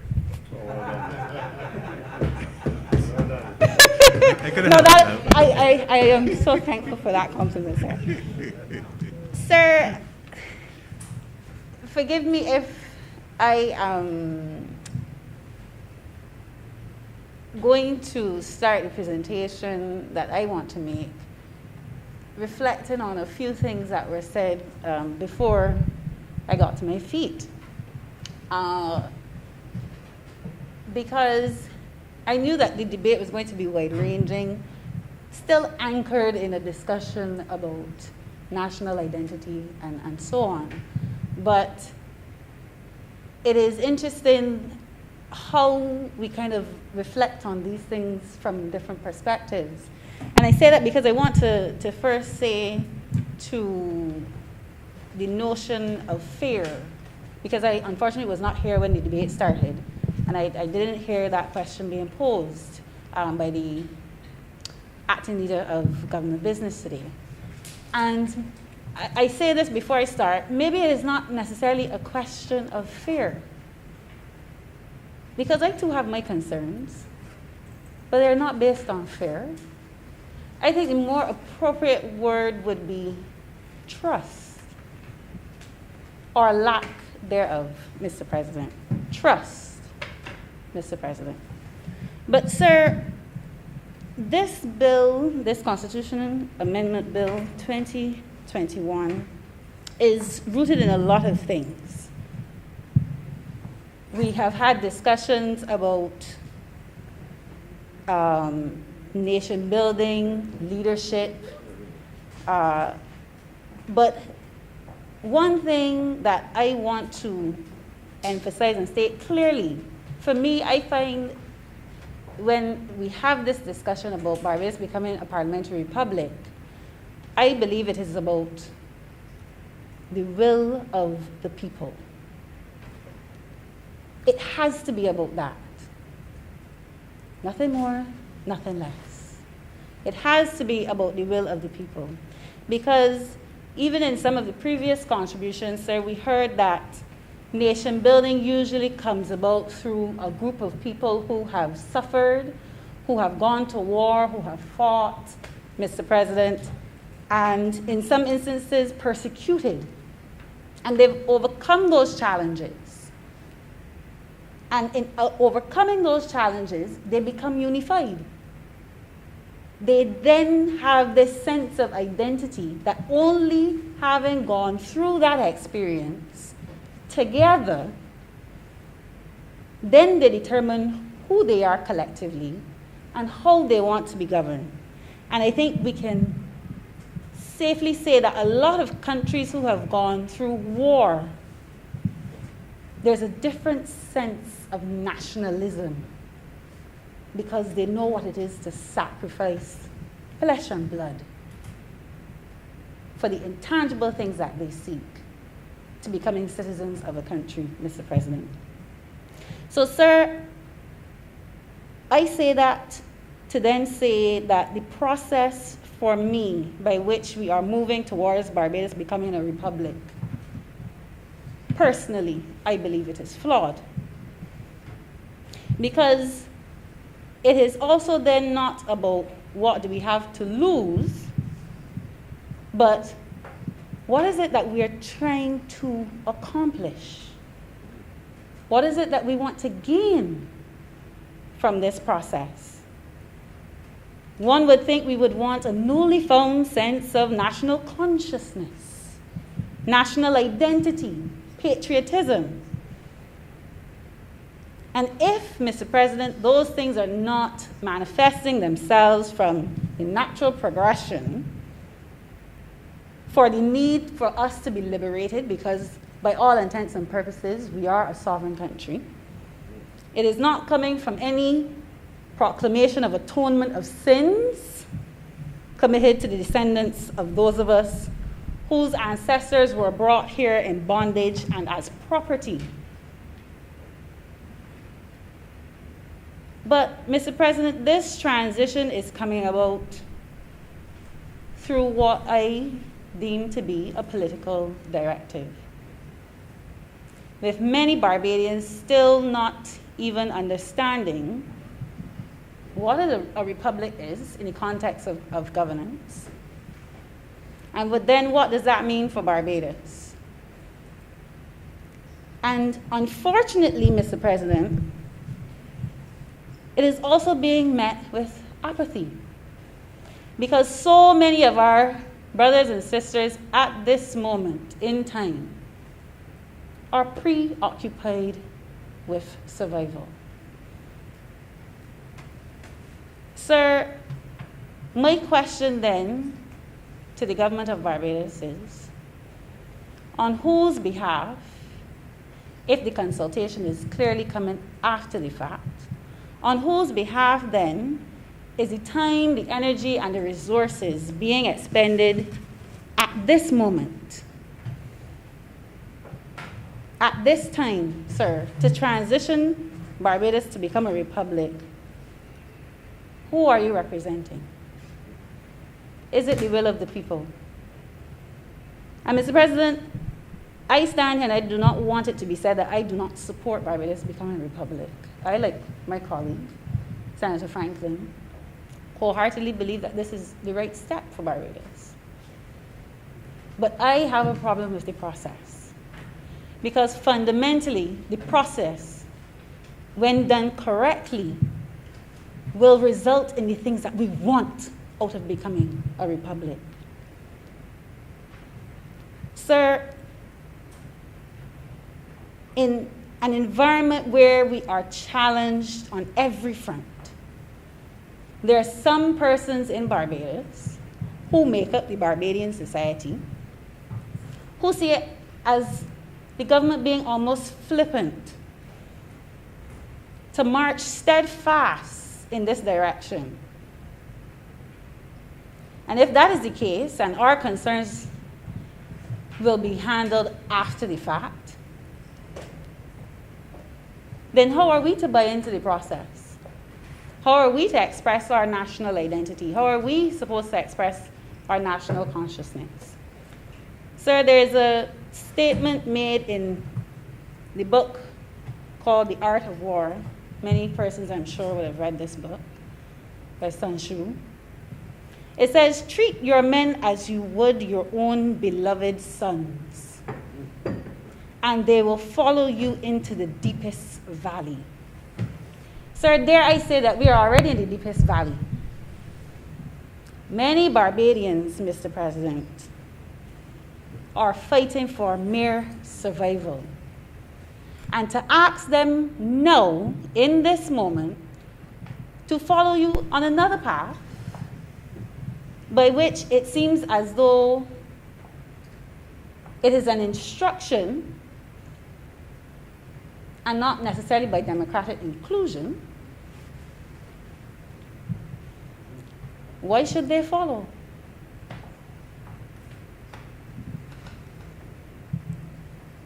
Mr. President, how can we say then that this is in our best interest, it is for the country,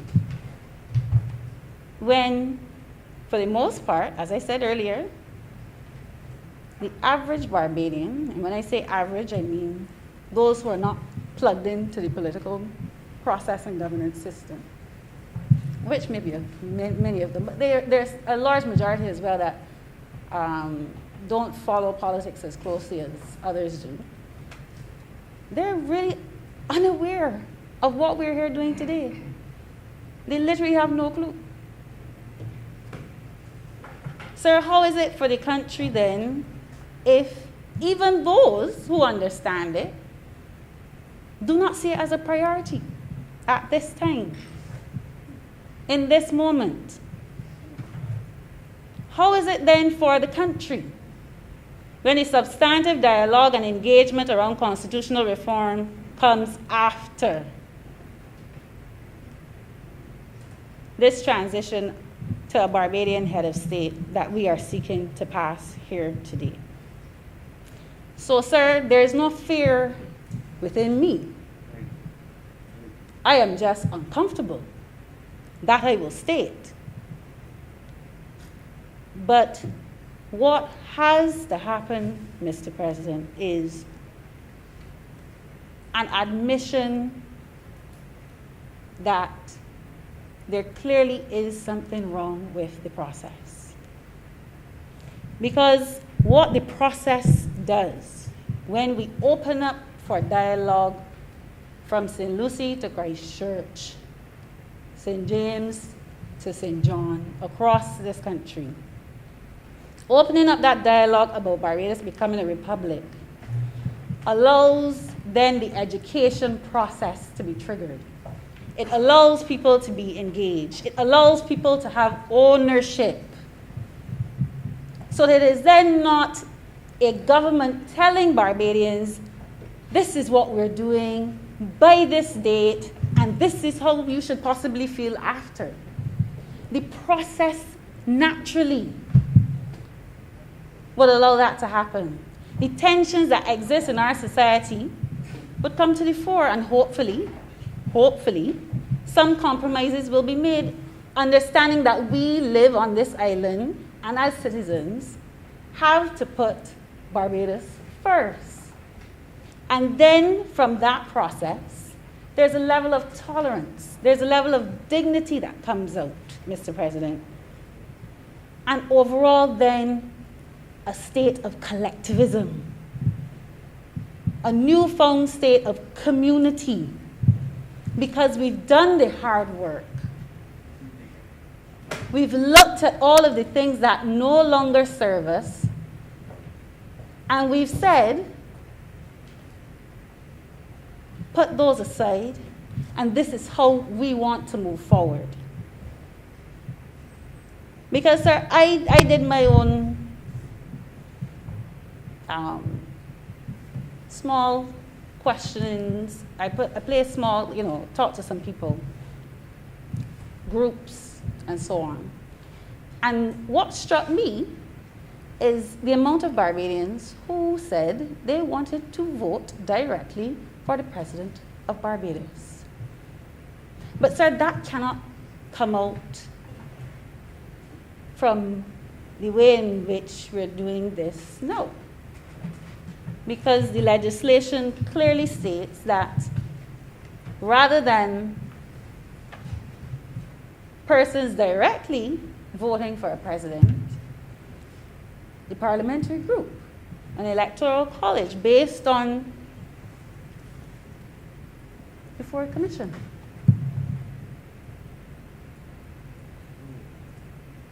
But does the Barbadian in 2021 have the same sentiments that are found in this document? Based on what I have heard, particularly as it relates to how involved persons want to be in the nomination or the election of a president, it seems Barbadians want to be directly involved. And that is from the small caucus that I spoke to. Sir, and what makes it even more troublesome is that this transition was proclaimed and announced by none other than Her Excellency herself in a throne speech on the 15th of September last year. So then there could be an argument that there was ample time to have the national dialogue. There could have been a strategy in place whereby Barbadians had, for the last 12 months, engaged on this topic. And by setting certain benchmarks, we would have identified what it is we want to have, let's say, by a 6 months period. What are some of the key things we want to know from Barbadians in that 6 month period? And then after that, we would have somehow finalized some kind of draft that by today, when we come in here, we don't have to be iffing and guessing and trying to sway an argument, but we would know. We would have some sense of what is the pulse on the ground. What do people want? What is the will of the people?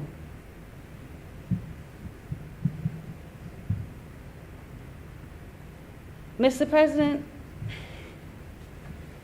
the other thing that I want to mention here is, and it is unfortunate that this discussion around what we are calling the evolution of independence, that this debate was also marred by Barbadians having to understand or struggle with the concept of the first president of Barbados being installed on November 30th.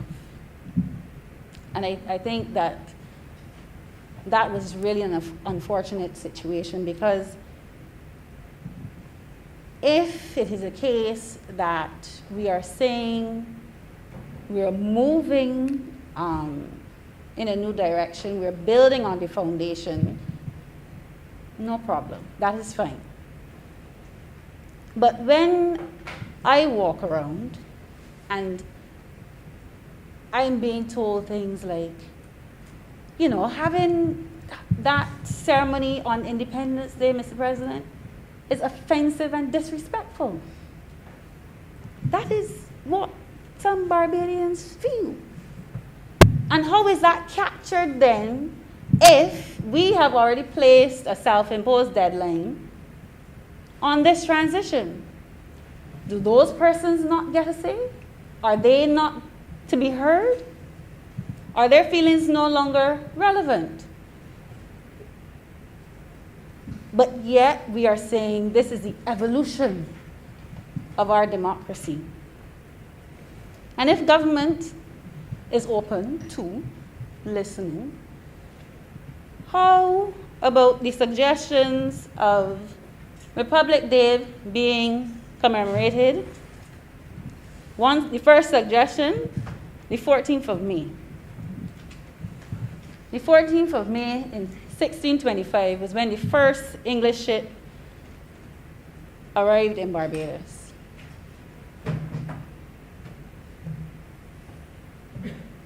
We can tie the emergence, or the settlement rather, of the English and breaking the indoctrination of colonialism. By celebrating Republic Day, we, the people of Barbados, recognize ourselves as a sovereign state being led by a head of state on the 14th of May. Or, the second suggestion, the 26th of June. The 26th of June. The 26th of June, 1639. I have made sure that that fact is fact-checked, as they now say by those who are able to do so in this honorable chamber, was when the Barbados Parliament was established. So if the Parliament was used, as Senator Holder said, to disenfranchise and oppress our people, why not then, as free men, as a sovereign nation, use the 26th of June, 2022, to mark a new path in our history's page, Mr. President? But all of that would come out of the process. So people will say, well, it doesn't really matter when the process happens. We got to do something. Because far too long we've been diddly-daddlying with this issue. So just do it and the rest will come out in the wash. No, Mr. President. I don't subscribe to that. I don't subscribe to that notion. Because essentially, in doing it disjointed as we've, I believe, come to accept, the process is untidy. It is untidy. And in doing it this way, this course of action, Mr. President, without the hearts, without the minds and souls of Barbadians, and then being vested in the process, what is going to happen is, I believe, it's going to be anticlimactic. There's going to be an anticlimactic atmosphere around this.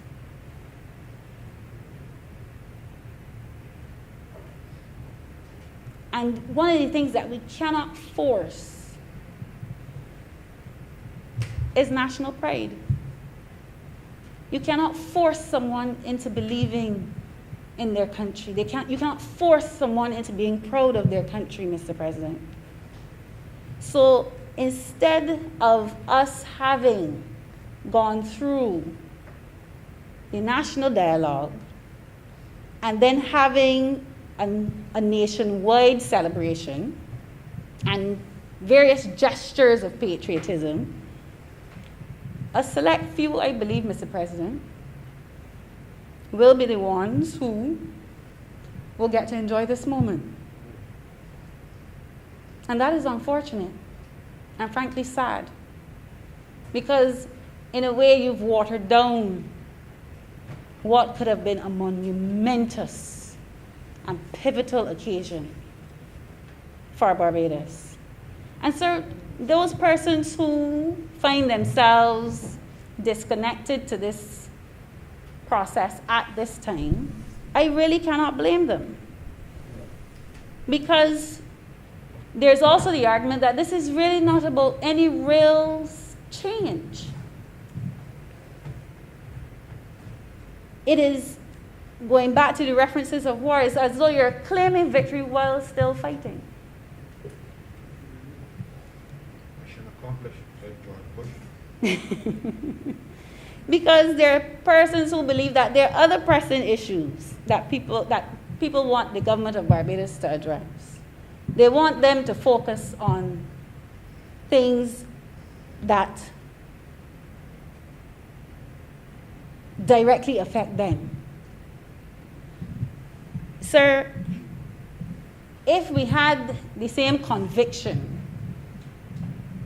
about this transition and we applied it to the financial viability and transparency of the National Insurance Scheme, a lot of people in Barbados would be happy. A lot of people would be happy, Mr. President. Sir, something as fundamental to our social security, the National Insurance Scheme, is still to this day in a state of languish as it relates to its financial and auditing reporting. And that is on the backdrop, sir, of having gone through a debt restructuring exercise and the scheme losing $1.3 billion. Then last year it was hit with unprecedented levels of unemployment claims, basically rendering the unemployment fund empty. And then, Mr. President, on top of that, to recapitalize it, and I am not aware of the details of this deal, to recapitalize it, I believe it's over a 3-year period, I stand corrected. We use borrowed funds from the International Monetary Fund to recapitalize it, to the tune of $180 million. So, sir, forgive me if I am not carrying the same spirited exuberance as my colleagues on the other side. Because, sir, for me, I believe it is a dereliction of duty to move towards the last step of what we are saying is sovereignty. Well, the basics, some of the basics in our society are not being met. And clearly there is an issue with managing our own affairs. And, sir, dare I say it's almost farcical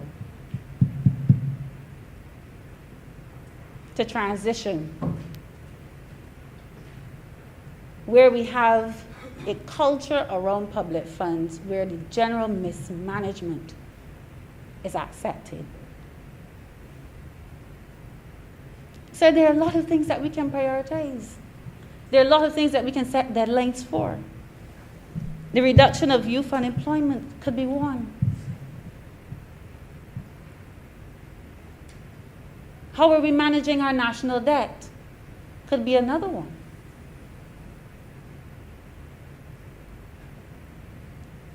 How are we going to deal with the inflation that is coming down the pipeline from outside? Where's the deadline for making sure that the public sector is fit for purpose for the 21st century? Sir, where is the deadline to remove all of the illegal guns from our communities? Those are things that, for me, need deadlines. With the same swiftness as we transition to becoming a republic, with the same vigor of Barbados becoming a republic, because those things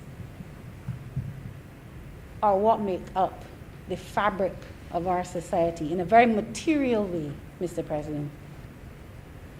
And then, Mr. President, there are things, yes, the government needs to prioritize, and then you have to ask what is going on with Barbadians? Where are their minds at? How do they feel? Sir, you're giving me time? No, sir. Right now, many persons are fighting to feed their families. They're fighting to keep a roof over their heads. They're fighting to keep themselves and their family out of poverty. They're fighting to keep themselves safe during this pandemic, Mr. President. And based on what has happened in the last 9 to 10 months in Barbados, I would say many of us are fighting to keep our sanity. And I do not know, Mr. President, if Barbadians have the fight in them to take up another fight, unnecessarily so. I think they want to tackle the fights that they already have. Fight for the commissioner of police. Sir, the other elephant in the room that hasn't been addressed is the cost. I've yet to hear how much this is costing the said taxpayers that we're going to consult after.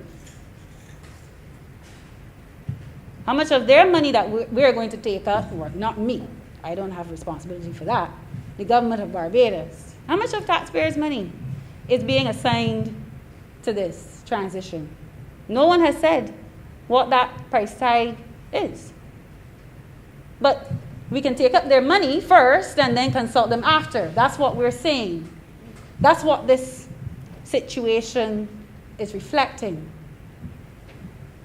Mr. President, I've been told from a very young child, when you start wrong, it's usually end wrong. And that's all I will say to that. Please wind up. Okay, Mr. President.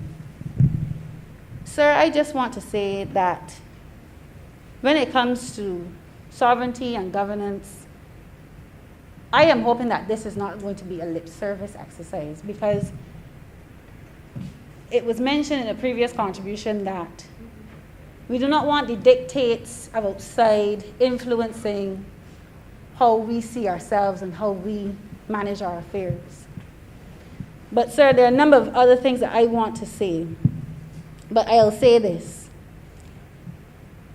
How are we a sovereign nation with pride and national identity and consciousness, but we have foreign jurisdictions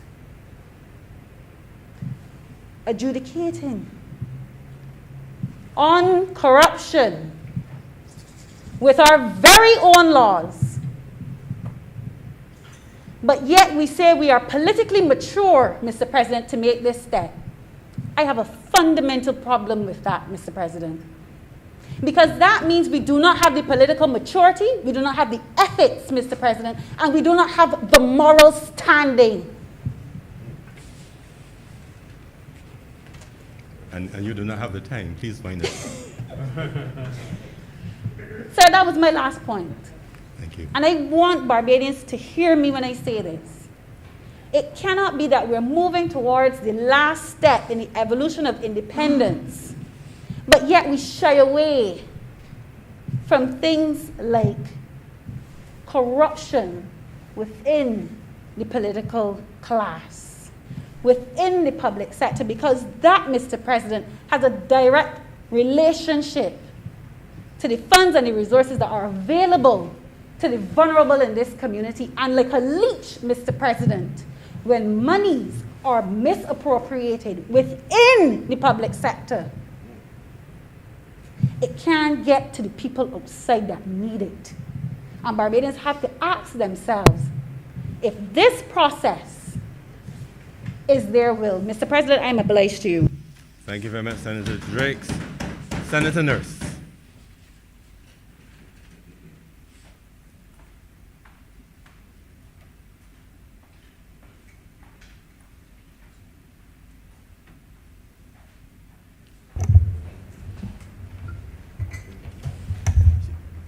Thank you, Mr. President. It is my pleasure and joy to be able to stand in this honorable Senate today and be part of this debate, which is setting the legislative machinery for my country, Barbados, to become a fully sovereign country. And by so doing, severing its remaining colonial ties to the British monarchy by replacing Queen Elizabeth II as our head of state. But yet, as it seems to me, we shall still have some lingering ties to the British monarchy, because I heard the acting leader of government business, Senator McConney, refer to the fact that we shall still remain a member of the Commonwealth. And as we know, we will now be set to become the 34th member of that would be a republic in the Commonwealth. And of course, I say that to make the point that the Queen is the head of the Commonwealth. So there will still be that little lingering link, while not in any way dictating or having any control now over what we do in Barbados. Mr. President, I've listened to all of the contributions, and I think I can say without exception, all who have spoken have been in agreement with this country becoming a republic. There has obviously been disagreement about the process. Some legal issues may have been raised. To my mind, it's more like, substance over form, because at the end of the day, I think what I understand and what I hear coming through very clearly is that we all want to see Barbados move towards Republican status.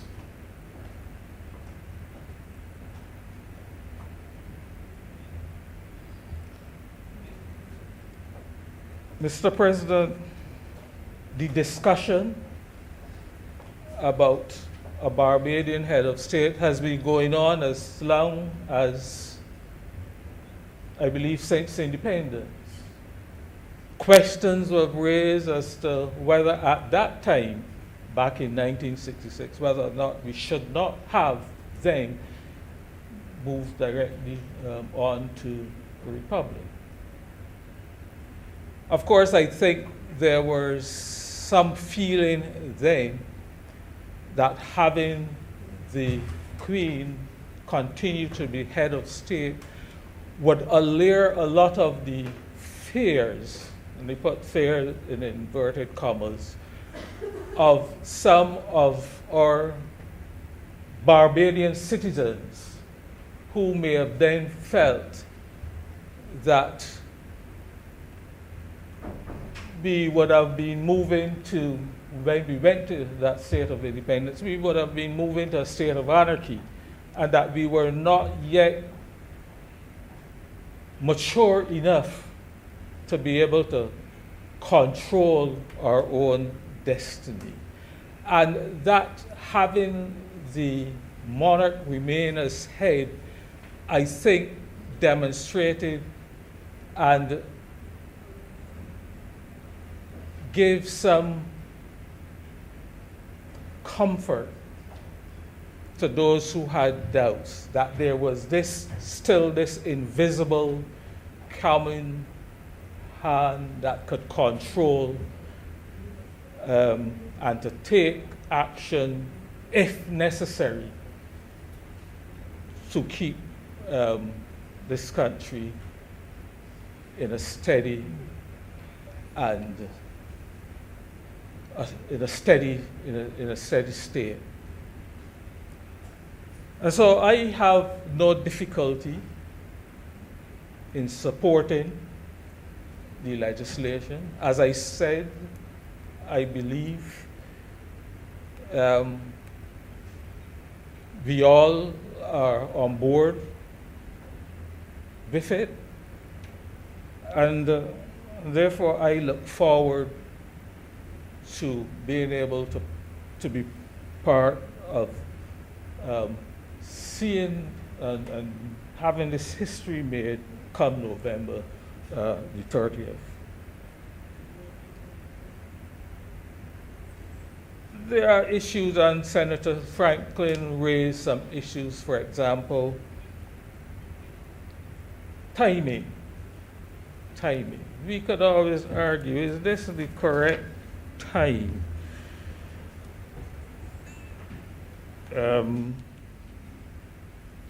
We have some serious issues. We have some serious economic issues to which we have to grapple. The COVID-19 disaster has overtaken almost everything. And the question has been raised, therefore, in this context, is this the correct time? We know that September, for example, I saw screaming in the Nation newspaper about 2 days ago. It was the deadliest September, I believe the headline read. And, you know, we used to remember September. We used to have a saying, September remember. But that was really in relation to hurricanes and weather disasters. But now this year, there's this change. We're really going forward now. We will probably be remembering September, not for those disasters, but for these health disasters related to COVID.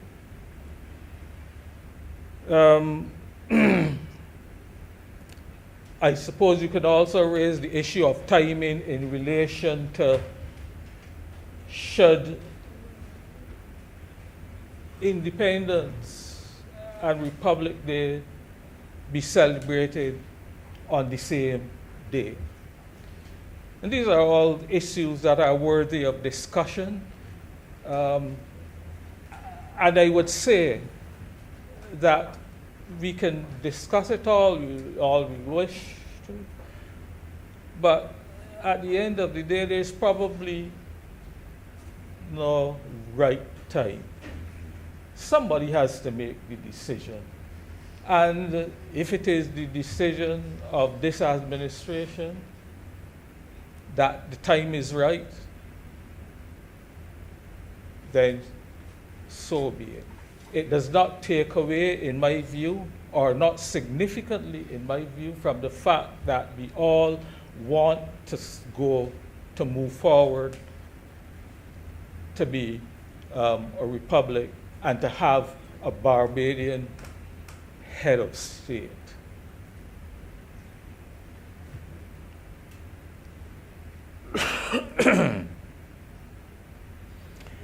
And I think that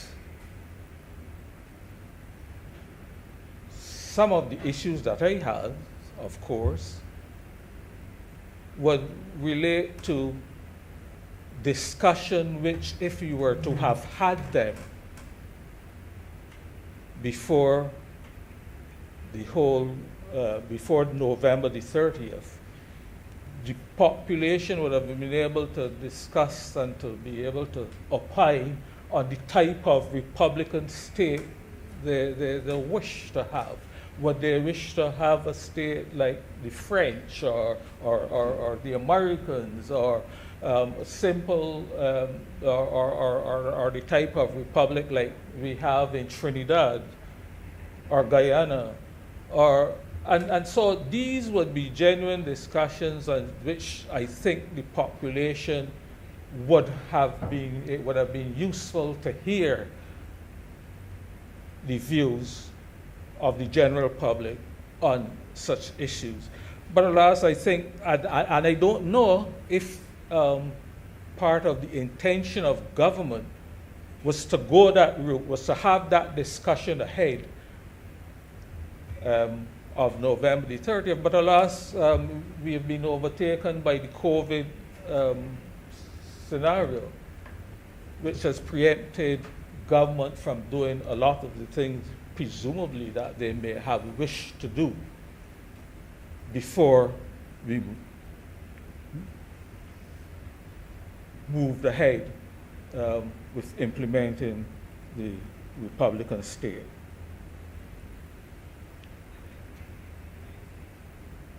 Some of the good things which I think and which I'm happy to see that the legislation captures is the concept of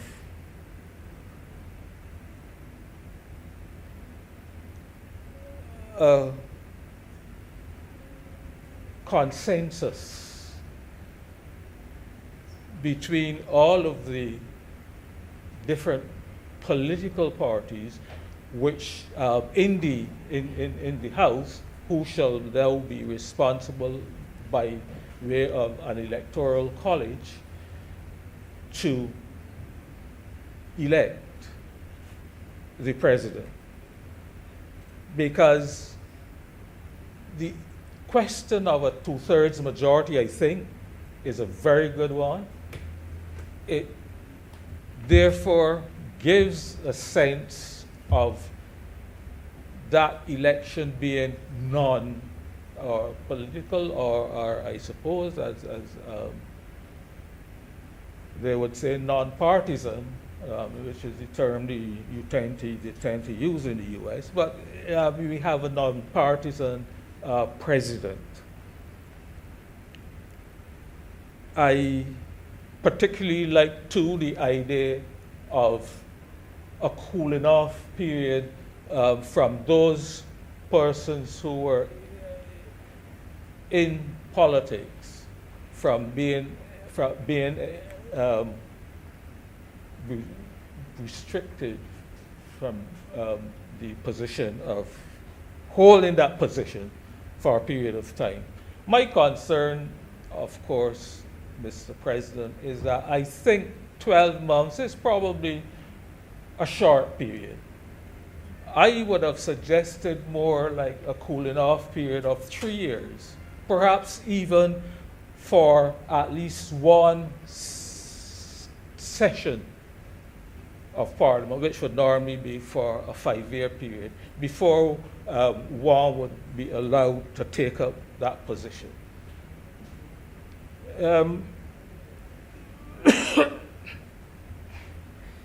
Mr. President, the other thing that I would have all wished to see as well is that it would have been mandatory, because it's not written in the legislation. I believe that any sensible president would do it, but that it should be mandatory for anyone who becomes that a president. You could not be allowed to be a president and still have ties with any political party. So there should be not only a cooling off period, as we said earlier, but there should be a total severing of any ties to any political party. And there may not be some may not see them as big issues, but overall, it creates the environment, I think, in which at the end of the day, we can say that we have a president who we can look to with confidence as being non-political, non-partisan, and really a president of all of the people of Barbados.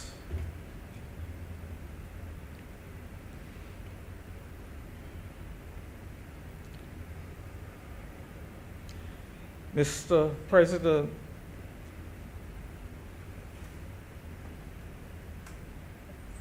I think that a president must represent, our president or our head of state must represent and reflect our national identity, our culture, and our heritage. And I think that we definitely would not get that if our monarch were to still be, if our head of state were still to be the British monarch. And I take this opportunity because it has been announced by the Prime Minister in congratulating that individual who shall, it seems to me, be nominated as Barbados' first president. That individual, as far as I'm concerned, embodies all of the things which we would like to see, which I certainly would wish to see in a head of state of this country. There are many issues. There are many issues that we will obviously have to grapple with, as was indicated.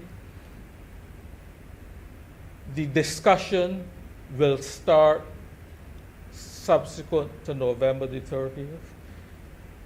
The many issues in terms of the constitutional changes that will be necessary will have to be will be an exercise that will have to be gone through to get to the stage where we have a constitution which we can now say is truly our own constitution and which reflects all of the things that we really want to see. A constitution which will deal with things like which will deal with people's personal preferences, people's sexual orientation, all of the rest of it. Those are the issues that will need to be trashed out and to be discussed and to be agreed upon as we move forward. And so it should be an interesting time going through this process. I trust that all Barbadians will get the opportunity to make their input. I believe it will be a useful exercise it will be a learning exercise. Most of us would not have been, or a lot of us who would not have been involved at the time of the various debates regarding independence. Some of us may not even have been around. Several, not necessarily in this chamber, but may not have even been around when the Constitutional Review Commission last met in 1998, I believe it was. And so I would urge all Barbadians, young people, old, the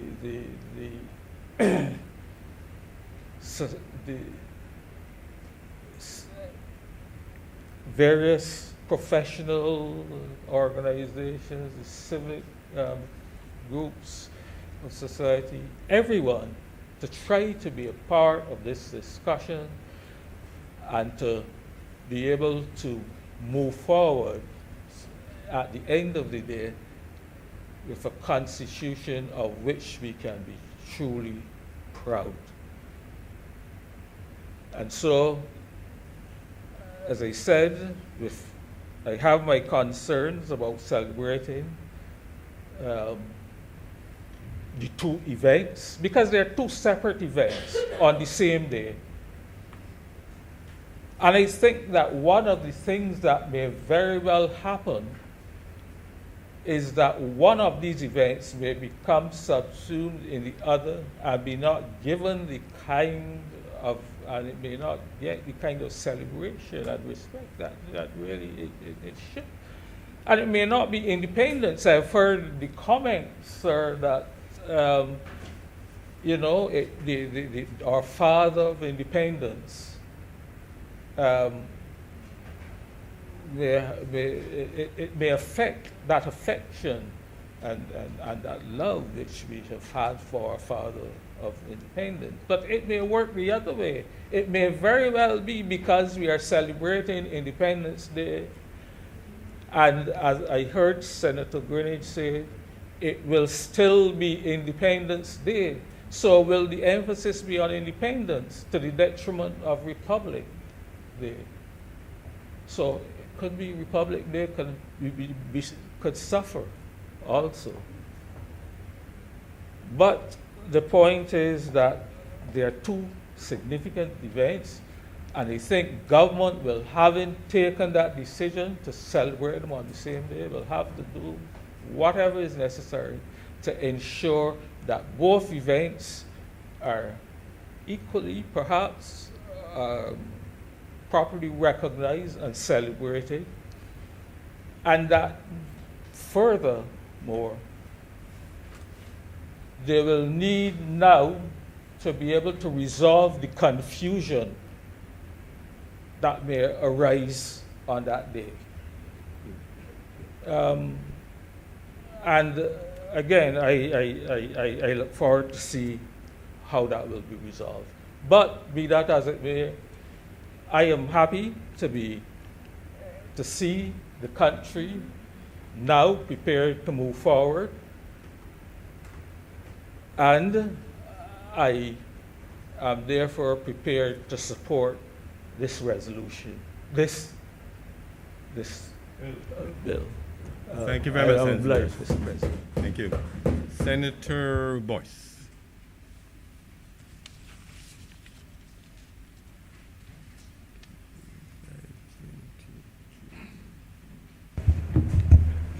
Good evening, Mr. President, and thank you for your invitation to join in this historic discourse. You know, Mr. President, I think we have had a few of these in this and the other location where we were based. And I wonder, sir, if we knew then what we know now, if some of us would have made the same choices. The energy which we currently have, sir, is somewhat diminished by the quantum of government senators present. I would assume, sir, that is due to the many facets and obligations which they embrace. Given the importance of the debate, I thought, though, that they ought not to leave their leader of today, Senator McConney, Minister McConney, alone, but I think perhaps they also may be confident that she remains in good hands while here with us.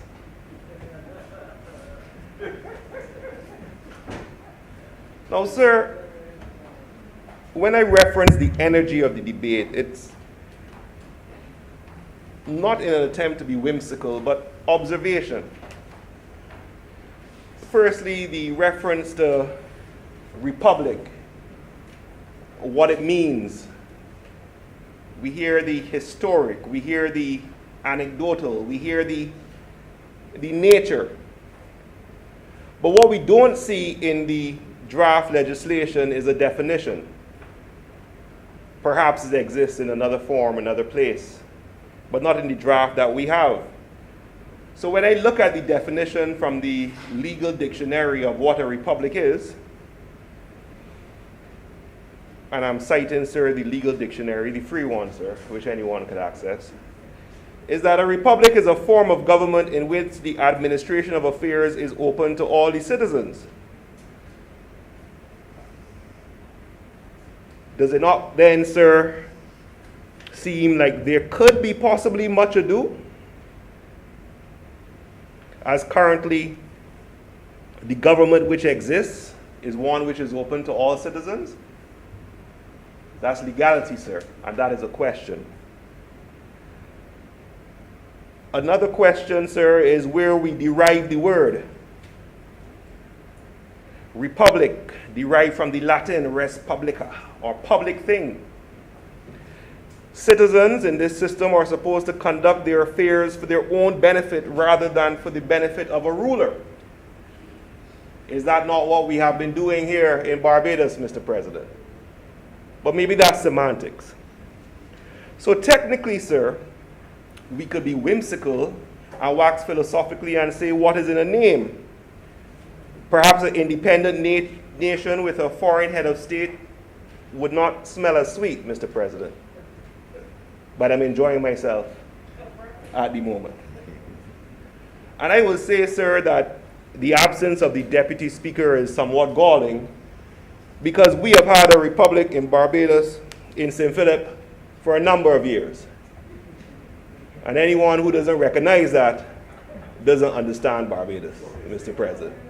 Self-determined. But, sir, in all seriousness, I think it's important that the government listen to the concerns as laid out by Senator Drakes and I believe Senator Hunt with regard to other matters which could be considered more pressing than this current debate, sir. I will mention the COVID cases, sir. Maybe I'll find a way to get to that soft touch discussion we had previously, sir. I will mention the economy, sir, the rising debt burden, sir, and the other issues. But while we recognize that there are other matters which need resolving, we also recognize that there is never going to be a convenient time for change. And a change like this is momentous, seismic. Yet the energy which is being reflected presently, sir, captures the comments and the warnings being echoed by the impartial observers, sir, that may be reflective of a populace who, due to the burden of the current situation, sir, are not as engaged as they ought to be or as we would wish them to be, sir. For my part, sir, there is never going to be a convenient time. And for those who say, why do it now? I could imagine the refrain of the government to be, if not now, then when?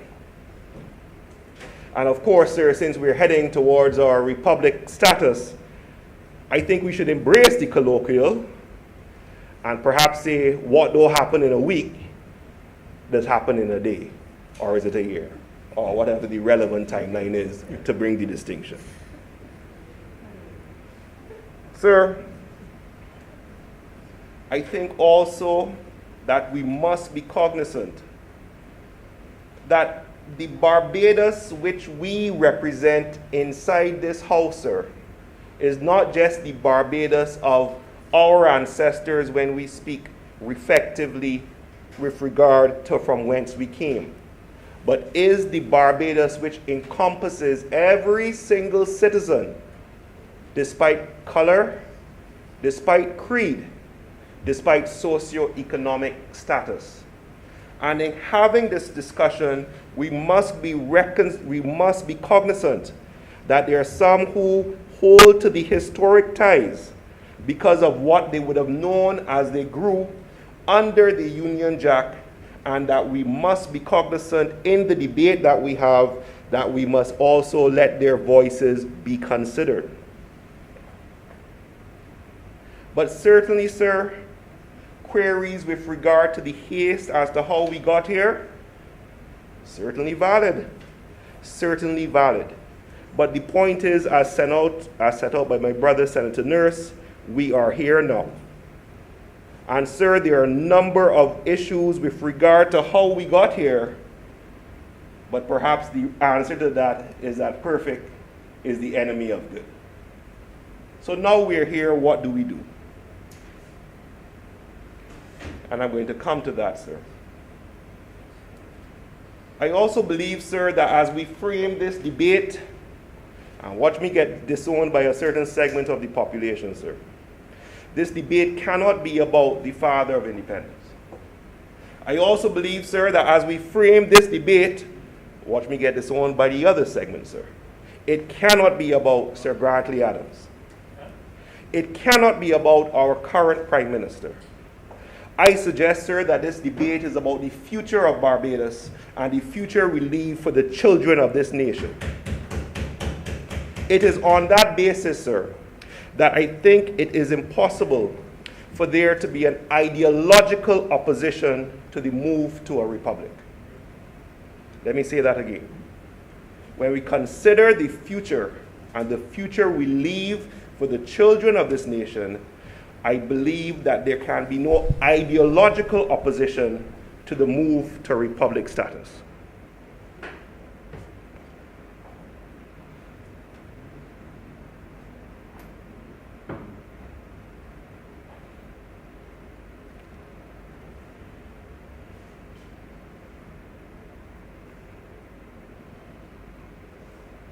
With you, sir. Now, sir, having given the preamble and what I propose to be the context, there are issues which I wish to delve somewhat, but not too deeply, sir. The first thing is the legal process. We spoke about how we got here, but in terms of the draft of the bill, or the bill itself, is no law, which is currently before us. There have been questions raised, sir, by various persons in various places with regard to the document. Now, sir, a bit of history. There was a class in law school called legal drafting, and I think out of the 40 persons in the class, only 2 enjoyed it. It's a very technical subject within which you have different proponents, different positions, different schools of thoughts, different styles. Now, sir, when I say that we have heard the commentary where some have thought that the process currently being utilized by the legislation, which is posited as implication with regard to the incorporation of the Constitution from document A to document B, raises the question of legal challenge. Others, sir, and the rejoinder has been no. This is an express power as set out in in clause 4. For my part, sir, I take comfort that the intention of Parliament is clear, and there's a reason I'm saying these words, sir, that there is no repeal of the Constitution save for the changes herein to have a new head of state and the attendant changes. And the reason I make these statements, sir, is because we know how things go. And in our present role as legislators, we are reminded not to put on our interpretation hats. That's for the courts. And the courts, we have seen, sir, have been quite willing to intervene as necessitated or as necessary. So, sir, I am informed and I'm aware of the discussion by the various academics in this regard. And for my part, I can say that while I can see both sides, once we are clear as to the intention to preserve the Constitution I am comforted. Another theoretical concern that has been raised, sir, is the senators who were appointed pursuant to 36-4, of which I am proud to be one, sir, and being part of this debate. How is it that you are debating in a scenario where you're essentially referencing a power which is relevant to an authority who you essentially were appointed by? The first response to that, sir, is that technically all senators are appointed by the Governor General. Indeed, sir, we all at the appropriate time might be considered oath breakers. Oath breakers, sir. You weren't here, sir, but in a previous speech I went down the road on oaths, sir. And I spoke about in the English utilization of oaths, when a Protestant leader came in, you had to swear oath that you renounce the Catholic beliefs. And then when the Catholic leader came in, you swore off that you renounce the Protestant. Dare I say, history has a habit of repeating itself. But that's a theoretical, philosophical problem, and perhaps I'll invite my brother, Senator Dr. Rogers, to advise on that, if it gives me any concern later. Sir, the issue is, the second answer to that query with regard to whether we are capable of having such an independent discourse is, I believe, it underestimates the caliber and personal integrity of the members who sit within this chamber, sir. Now, sir, on the issue of process, I thought it very prudent when Senator Hunt spoke about the concept that there is precedent for saying what we are first and then working out the nuts and bolts of the process. I think the term he used was donkey before the cart, sir. And again, we appreciate the colloquial expression. Sir, at the end of the day, the result of this exercise, the resulting document, and the processes and challenges which arrive will provide the answer. I think, sir, that since we don't know what tomorrow will bring, I believe it's somewhat arrogant to dismiss fears or to even be excessively jubilant in this regard. And when I was trying out metaphors, sir, you know, we have the English, the proof of the pudding is in the eating. I was speaking to one of the Malton Hill poets, sir. You would hear me mention them from time to time. And when I said that since we're moving towards embracing what is ours, I thought about the proof of the sauce is in the mouth, but it didn't have the same ring, sir, in terms of getting the point across. But I'm going to work on it. Sir, a concern, though, which I think echoes that which is referenced by Senator Drakes and which I spoke to with regard to the energy. I see the government ranks have begun to bolster, sir. So I am happy. I am happy. Is that my anecdotal, sir, experience in seeking to poll colleagues, friends, family, workmates, even some senators, the man on the ground as such, sir. There's almost, sir, and I'm saying this to invoke the debate and see how we can do better, almost a nonchalance with regard to the exercise that we're doing, sir. Sir, you'd have heard me mention the notorious group chat, and I try to use it, sir, my friends and family, to give me an understanding as to what are the type of conversations taking place, accepting that these are anecdotes, sir. Sir, you have allegations that this is but political machinery. This is but a distraction. This is a build-up to election, sir. Sir, when you hear this type of dialogue, recognizing that there always will be this dialogue, we need to take stock and be mindful. We need to make sure that we do more than just adopt a symbolic step, but ensure that the representative audiences within the society are reached. You recall, sir, about the mention I made with regard to what we define as the Barbadian society. That's all races, all creeds, every socioeconomic demographic. Sir, the phrase a young scholar by the name of Rashad Braffett told me, he's at the University of West Indies, he did an internship with us, very bright fellow.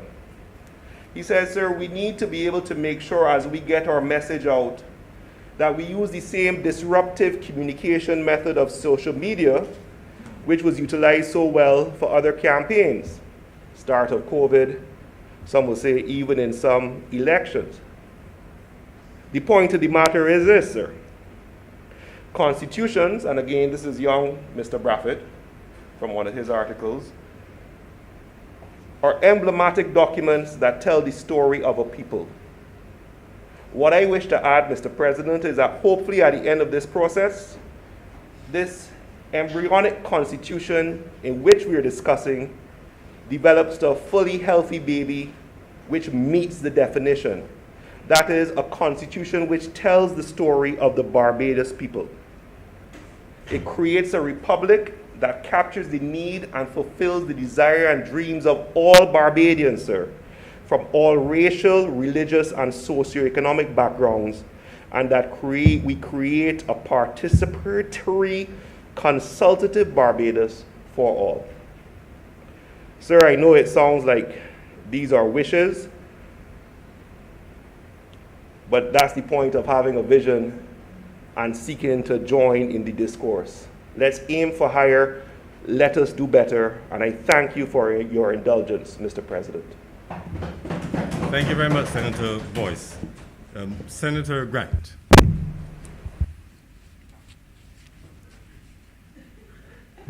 Thank you, Mr. President. I thought I heard on the side, and when I was listening to Senator Boyce, and he said that he was referencing friends and family, and he said that what was being done was did I get it correct, a red herring and just political and all that. I was about to ask him which family member it was he was speaking with, but then I decided, Mr. President, I would keep that to myself. Thank you.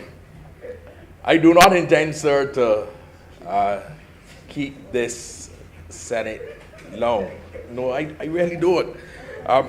The truth is, sir, that I could not, in such an important debate, sit and not give my support to this. Sir, I have a friend. He has an extremely big house in Kingsland. A massive house, sir, he has in Kingsland. But when he started to build that house, what he did first of all was to build literally what I call a shell. Because what happened, sir, was that he only lived in upstairs in a small section of the house. And for years, sir, he added a little piece, he did a little something. It took him maybe about 10 years to fully complete the house. But he has, sir, a massive house.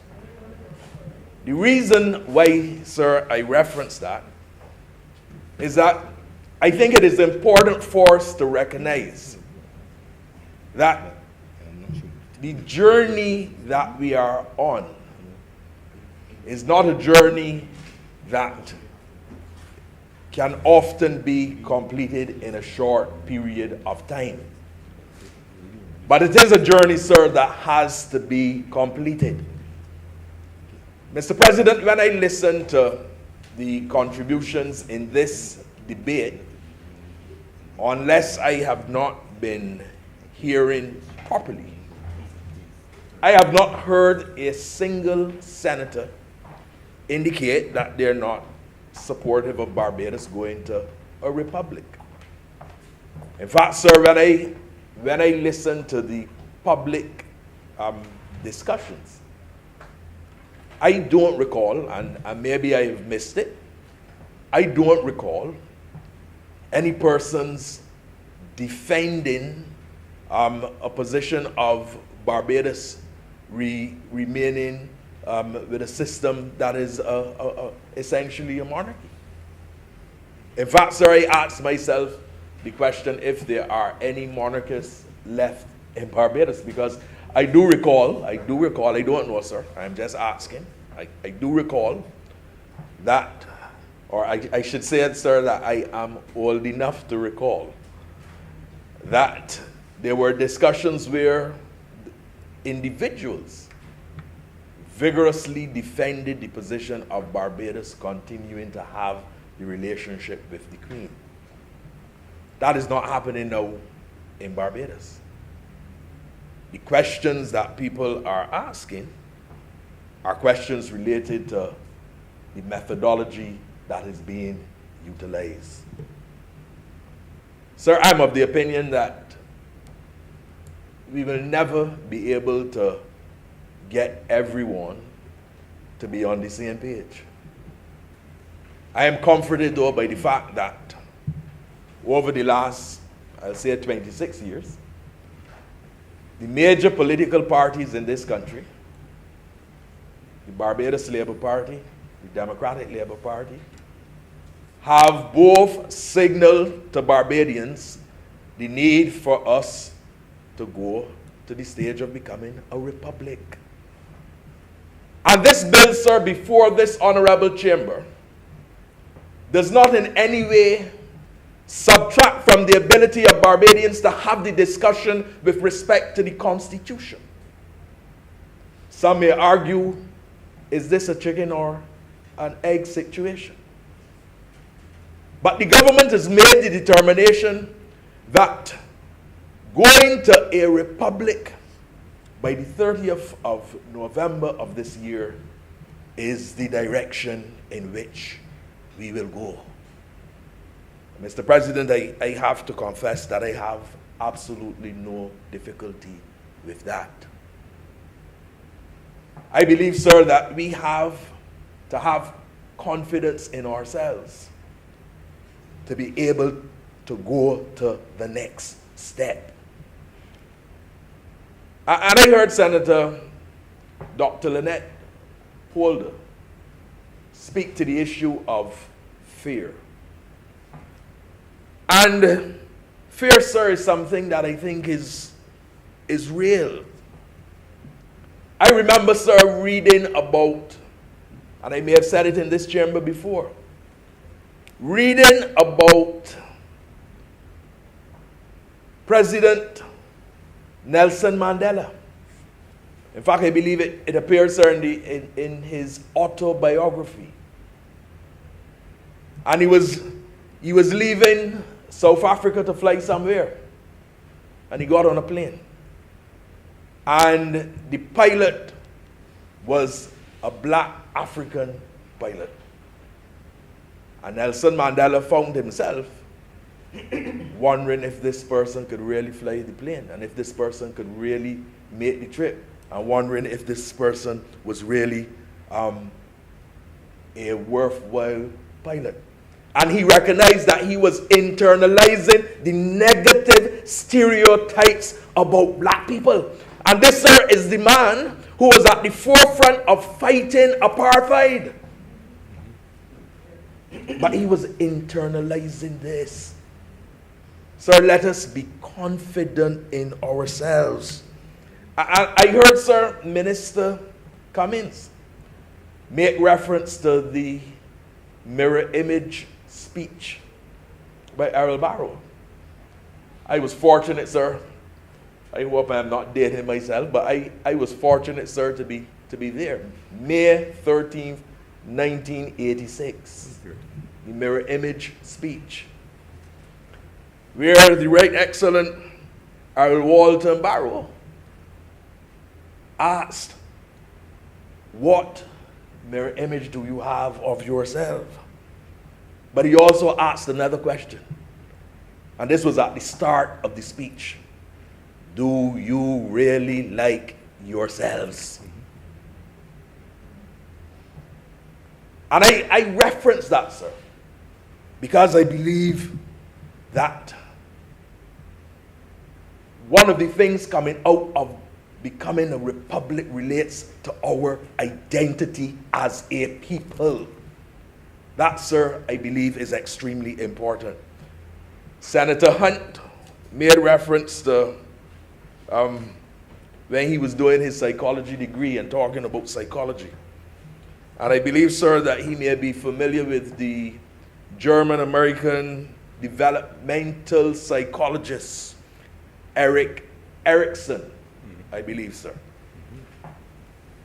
who said, sir, in the social jungle of human existence, there is no feeling of being alive without a sense of identity. And I'm saying to this honorable chamber, Mr. President, that this step is allowing us to have a clearer understanding of our identity and who we are as Barbadians. I do not believe, sir, that there's anyone in this chamber that would have sworn allegiance as many times as I have. Mr. President, between 2003 and 2008, as you know, I would have been Parliamentary Secretary in the Ministry of Tourism and International Transport. And I had the privilege of functioning as a temporary minister on numerous occasions. And on every occasion that I functioned as a temporary minister, I had to go to Government House and to swear allegiance. I, Rudy Grant, being appointed the temporary minister, do swear allegiance to Her Majesty Queen Elizabeth II, her heirs and successors according to law. Why, sir, in this Barbados today, must we be swearing allegiance to someone who is not Barbadian? Let us take pride in ourselves and let us be willing to swear allegiance to our country, Barbados. I think, Mr. President, that is critical and that is important. I've heard questions asked about the manner in which we are doing things. Is this the right way? And I want to ask two simple questions. And I will answer the two questions that I asked. Sir, the first question is this. Is it legal? Is what is taking place here today, sir, and took place in the other place, is it legal? I am not an attorney at law. I am not steeped in constitutional matters at all. Some affinity with knowledge of law. But again, I, like the Deputy President of the Senate, the legal luminaries that have made reference to this issue, I think that we can rely on them. And there's nothing that I have heard that is suggesting that this process is illegal in any way. In fact, sir, I heard a comment made by Senator Franklin. I'm going to come to your comment shortly, Senator Driggs. I'm glad you're back. Glad she's back, Mr. President. I heard a comment made about the fact that legislation came from the UK. And a phrase came to my mind right away. Should you throw out the baby with the bathwater? And I've said in this chamber before, look, we can't erase history. And the good things of the past and the good systems that we have, let us keep them and let us use them to help us to get where we want to go. There are many pieces of legislation, sir, that come before this chamber. And the Attorney General's office, in putting together the legislation, and the attorneys could speak to it better than I can,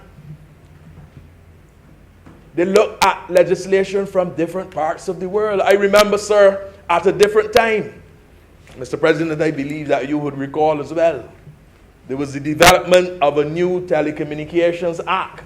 I remember well, sir, who was the minister at that time. responsible and leading, sir, the liberalization of the telecommunications sector. It was a minister by the name, sir, of the Honorable Reginald Farley. And he did a fantastic job, sir, in working to liberalize the telecommunications sector. Here. Thank you, Senator. But I remember, sir, working within that ministry, facilitating the drafting instructions, collaborating with the different partners under your leadership, sir, at the time.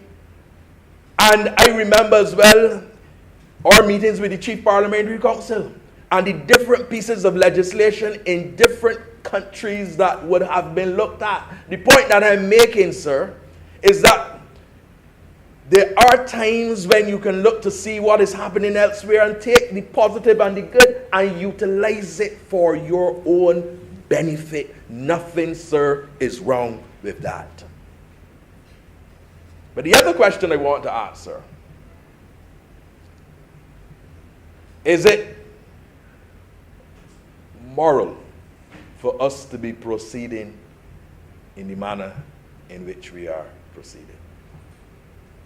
I don't, sir, have the kind of, I know that Senator Drake started by saying that she did not have any fears. But listening to her speech, for me, sir, it sounded as if it was instilling a measure of fear. While she indicated she didn't have fear, she did touch on a number of areas which demonstrated somewhat being fearful. But are we doing something today, sir, that goes against the highest moral standards, sir, that goes against what is right, that is wrong in some way, sir? And I say no. What we are doing is that we are embracing what is necessary in terms of our identity and in terms of having a Barbadian as the head of state and facilitating those of us who serve in these different places, in this chamber and elsewhere, to swear allegiance to our country. And fundamentally, that is what this legislation, sir, is dealing with, you know. This legislation really is not going beyond that, because the government has given a commitment that there will be thorough discussion. If I recall, what I heard, sir, was that it would be for a period of about 12 months, each month, a particular subject matter being dealt with, and allowing Barbadians to be able to speak to the different issues with respect to the Constitution. Somebody said today in this chamber, sir, I believe somebody said it in this chamber, or I might have heard it in the meeting I was in, making reference to the Chinese saying, the journey, no, it was in the meeting I was in, sir. The journey of 1,000 miles starts with a single footstep. This journey started some time ago. It started since independence. In 1979, we know there was the Cox Commission. We know the results of that. We know the history of where this has come from. But this government has taken the bold decision to go ahead and for Barbados to become a republic. And I agree with Senator Holder. Nothing fundamental is going to change. And persons are going to realize that they're still able to properly function and exist in Barbados. So I want to come though to some other matters, because I did hear, particularly in the contribution by Senator Drakes, what could very well be suggested that we were giving priority to the wrong things, and that there were other matters more important than what we are dealing with here today. She made reference, I believe, to national insurance. She made reference, I believe, sir, to youth unemployment.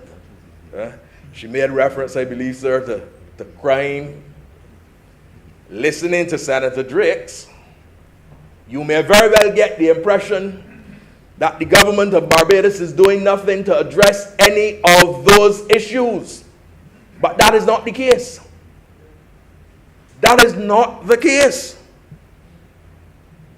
And let me say to Senator Drakes that they're not mutually exclusive, a term that I'm sure that she knows well as an economist. So we can pursue the issue of becoming a republic, but at the same time still keep a focus on the economy.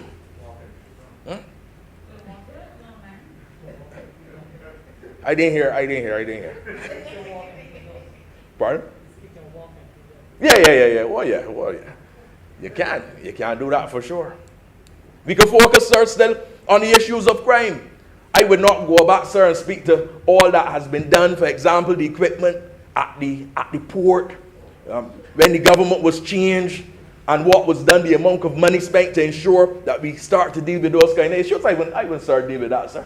I will deal, sir, today, sir, with the fact that the restructuring of the debt in the COVID-19 environment has allowed us, sir, to be able to and have us better equipped to deal with the challenges, sir, that we have. Sir, I wouldn't go to the fact that in 2018, there were only about 4 weeks of foreign reserves. And now there are in excess of 42 weeks of foreign reserves. Sir, the point that I'm making is that, sir, is that becoming a republic does not take the focus of the government away from those critical and important issues. They don't. And we have to be able, sir, to ensure that we create the right type of Barbadian. Sir, I remember, sir, and I talk a lot about, I reference a lot my days as a student at the Lodge School. And when I reflect on my days at the Lodge School, and I reflect on the studies that I did there, sir.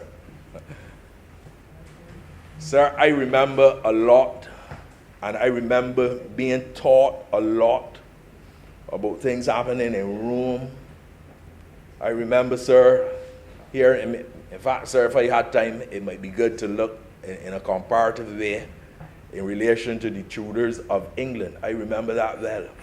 I believe it was 1485 to 1603, ruling for 118 years. Sir, the point that I'm making, sir, I remember, sir, Chaucer, the Canterbury Tales. I remember, sir, Shakespeare. I could remember, sir, at one scene one, hence some ye idle creatures, be this a holiday. Sir, the point that I'm making is that we came up in a system that did not necessarily reflect who we were as Barbadians, but crafted an image for us that centered around other people. What we are doing, sir, is seeking to ensure that that Barbadian identity stands out. Mr. President, that is critical and that is important. We have a responsibility, sir, to our youth. We have a responsibility to future generations. Sir, I have to say that while it is not my style, I see young people and they wear these pants down by the knees, right? That's not my style, but that's the young people's thing. I don't have a problem, sir. I don't have a problem with that. That's their style, right? And I believe, sir, I remember well, sir, and I ain't going back to this particular style, wearing bell-bottom pants and platform shoes. Sir, I ain't care if that style come back again. But we had our own style. I remember how older persons sometimes would take issue with some of the things that we said. Don't have a problem with that. What I have a concern with is what I see as a lack of respect and a lack of understanding who you are, right? Because a lot of younger persons do not fully understand the struggle that Barbados has gone through and that our people have gone through. And we have to make sure that we are able, in that Barbadian identity, to create for them knowledge of where we have come from, where we are, and where we wish to go. Mr. President, you and I, and others, you have spoken with others, and here I believe you have even said it in this chamber, that there was a time many years ago when you first entered this chamber as a young man. And the elders in that chamber, sir, would have been your seniors, of course. Not that you are an elder or old now at all, sir, because you carry yourself, your youthfulness well. But you have indicated, sir, that you have now become them. Yes, sir. And that's a fact, right? And you know, we have to be able, in creating the identity, to let our people share in the experiences and understand the experiences that we have had, because that is important. That is extremely important. I want to say to Barbadians, sir, have no fear. There's nothing sinister about this legislation. This legislation today simply is facilitating a Barbadian to become the head of state. It is simply, sir, facilitating where you have to swear allegiance, that you swear allegiance to your country and not to a foreign monarchy. I do want to suggest, sir, that as we have the consultation with respect to the new constitution, that we do find ways to make the manner in which we function as a country more efficient. I've said in this chamber before, I repeat again, many things take too long. In 2008, you have heard me say before, sir, in 2008, we left government and the new cargo facility at the airport was a priority. In 2018, we came back to government. The new cargo facility at the airport was still on the agenda as a priority. And that is not good enough. And I am not, sir, in that way, pointing fingers to a particular political party, not at this time, although the reality is there in terms of the last decade, but I'm not pointing to that no, sir. What I am saying is that overall, the way in which our government functions, it is something I think that as we talk about the new constitution, that we have to look at. And I want to encourage persons, sir, to do that with an open mind. I have heard that there was suggestion about at the level of senior public officers being facilitated by way of being on contracts. Let us, sir, in this period when we are talking about the new constitution, look at the ways in which we can make our functioning of government better. I can't finish, sir, without reflecting on something that Senator Drake said. Senator Drake's not picking on you today, but you said a lot, and I feel compelled to touch on what you said. You said having the ceremony on Independence Day is offensive. I believe you said that, Senator Drake. I totally disagree with that. In fact, and I want to say in clarity to what Senator Nurse said, it is my understanding that Independence Day will remain Independence Day and that some other day would be Republic Day. He didn't get the sense that there's any intention to have Republic Day on Independence Day at all. I think that was made clear by a statement in the other place. But I do think that nothing is wrong with having the swearing in of the president on Independence Day, because on the 30th of November 1966, Barbados became independent, but we did not go the full way by changing the head of state to a Barbadian. And all we are doing this year is to signal that we have now come of age. And let me say this, sir. We are 55 years now. Sir, I'm a little older than the nation. Just a little. I was born, sir, on the 31st of December, 1964.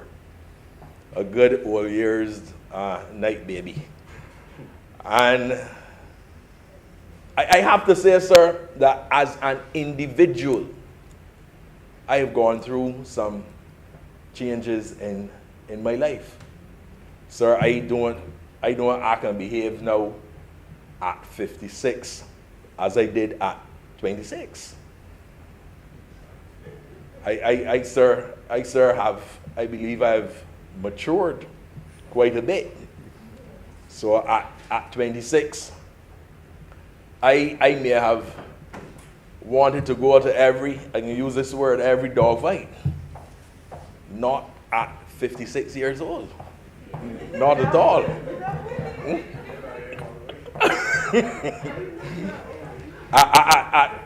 At 56 years old, sir, you know, I look at life a little different to how I did when I was in my 20s. In my 20s, sir,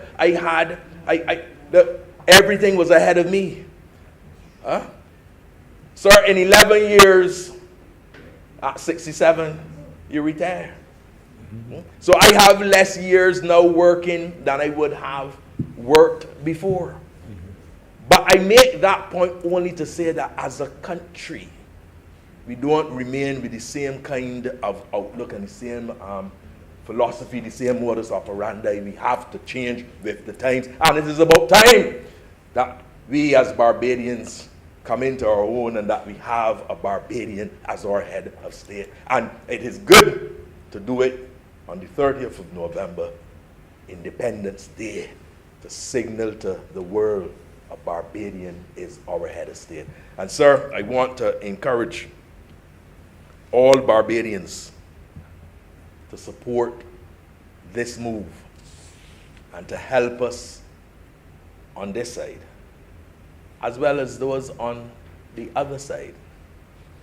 Because I believe that, based on the discussion so far, that a lot of members on the other side support going to a republic. And I want to encourage all the senators, especially Sir Senator Drakes. I want to encourage her that when the vote comes, support this. Support this. You said already, sir, she said already, sir, that she has no difficulty with Barbados becoming a republic. Let us therefore work together to create that identity, and let us work together to seek to ensure that a matured Barbados has a Barbadian as a head of state, and let us collaboratively discuss and talk about whatever the issues are, because I am confident, sir, by that approach that we can find common ground and that we can ensure that Barbados continues to grow, continues to excel, and that Barbadians continue to make Barbados a better place. And sir, as I said, I would not have been long with these few words, sir. I am obliged. Thank you very much, Senator Grant. I recognize Senator Reverend Dr. Rogers, but before you rise, I ask the Deputy President to take the chair for a few minutes.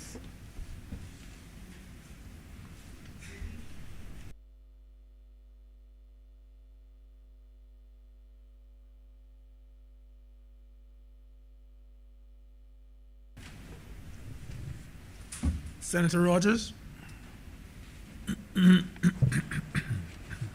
Thank you, Mr. Deputy President, for affording me the opportunity to speak on this bill, which will alter the Constitution of Barbados in order to provide for us to become a republic with a president who shall be head of state of Barbados. Mr. President, Mr. Deputy President, I wish to entitle my short discourse, Why Not Now? Why Not Then? Why not now? Why not then? Just to be able to speak on so momentous an occasion as we deliberate on yet another phase of national development is humbling. As we take this journey towards self-actualization as a people, I cannot help but bore the chamber once again with why I'm so invested in this process. Mr. Deputy President, when I came to this country in 1987 and experienced the services that were offered here to the citizens, I could not help but think then, as I still think now, that this is a great nation and a great people. When I first came here, sir, and I was assigned to the Lodge School, the first thing that struck me when I went to collect my books was the fact that you got all these books, and all these exercise books were next to nothing. And they told you when the exercise book is written out, come back and get another one. That was unheard of where I came from. You bought your own exercise book. You bought your own paper to write your exams on. And I thought that this was a nation that I could grow to love. And I have grown to love it to the point where I feel indebted to it, to the point where I do not believe that I can repay it in this lifetime. It is indeed one of the greatest examples of social democracy in this world. Sometimes when I listen to the election discourses in places that call themselves great, and the discussions that they are having, I cannot help but laud our leaders of the past and the social engineering that they were able to create here to shape this nation. We have a healthcare system that is under stress right now, but it is holding up because of the caliber of the healthcare system that we have. It is holding up because of the caliber of persons involved in the care of others. We have an education system that is under stress right now, but it is holding up. It is holding up because of the caliber of persons who function within it. It is holding up because of the structure that we have shaped. Let us not forget that in 2016, the World Economic Forum had rated Barbados' education system as 9th in the world. That is not something to take lightly. Yes, those of us who are here, yes, just another thing. But that means that we have excelled, at least in one area, on the world stage, and it ought to be commended. So to actually share in this moment, Mr. Deputy President, is a distinct honor. I wish to say from the outset that the move to a republic is not an event. It's a process. It is not an event. It is not something that we have and we light some fireworks and we jump up and we have a party. It is a process. And so, sir, my commitment to this nation led me to kindly accept when I received the call to join the Republican Status Transition Advisory Committee. And I want to commend the members of that committee. They've had a very rough deal. They've been written about in the public. They've had their reputations questioned in public. But over the last few months, I have had the distinct opportunity to sit with some brilliant people and some statesmen and stateswomen of the highest caliber.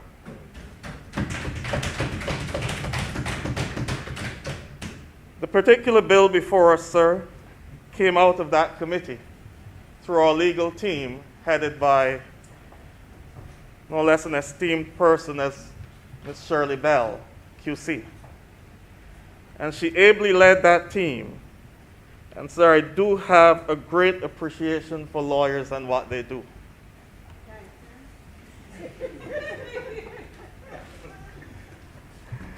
I've learned that every little word matters. And every little word can make a very big difference to what we're dealing with. And it's out of that, sir, that committee soon realized that the restructuring of the Barbadian Constitution cannot be done overnight. It is a process. But we also recognize that there was a gap.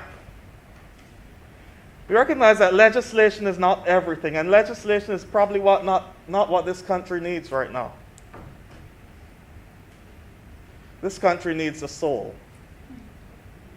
To recapture its soul. To find the depth of what drives us. To recapture the zeal and the spirit of the independence generation. And so we set out working on a charter. A charter that would set out the hopes and aspirations of what Barbados hopes to be and hopes to become in the future. How we will treat to each other. How we will see the other person. How for the first time persons who are on the fringes can be brought into the center. And we have had several meetings, numerous meetings, with various interest groups in this country. And sometimes when you sit and speak to these people, sir, you're almost drained emotionally to see what the average Barbadian goes through every single day while we're not paying attention to what they're experiencing. Just sitting and talking with members of the disabled community and the little things we take for granted is a daily challenge for them. And these are the people that we are seeking to touch in this process. In this process, not this event. The charter will help us to lay the benchmark for the constitutional changes that we need to make to become the society we want to be. But it cannot be done overnight. With regard to the bill before us, sir, I have heard the legal minds. I thoroughly enjoyed Senator Boyce's presentation, and he touched on the Church of England and the Roman Catholic bit. And I should say that today is the feast day of William Tyndale, one of the translators of the Bible into English. And he got strangled at the stake because it was felt that the Bible should remain in Latin and the ordinary people should not have it. But thank God, through his work and his zeal, about 80 years later, we got the King James Version, and the ordinary man had the Bible in his hand. But that's just an aside. So. The bill before us has been looked over by some brilliant minds, sir. And I will not even attempt to try to trouble it, because I am not versed in the law, and I will not exercise myself in matters that are too high for me. Senator Rogers? Yes, sir. This one.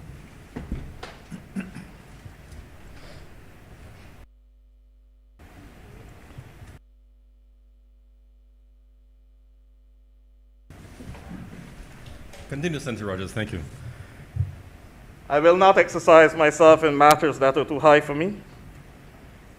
But as we have heard, there are persons equally brilliant on the other side of this matter who question the process, and it is open to criticism. Everything that has happened here is open to criticism.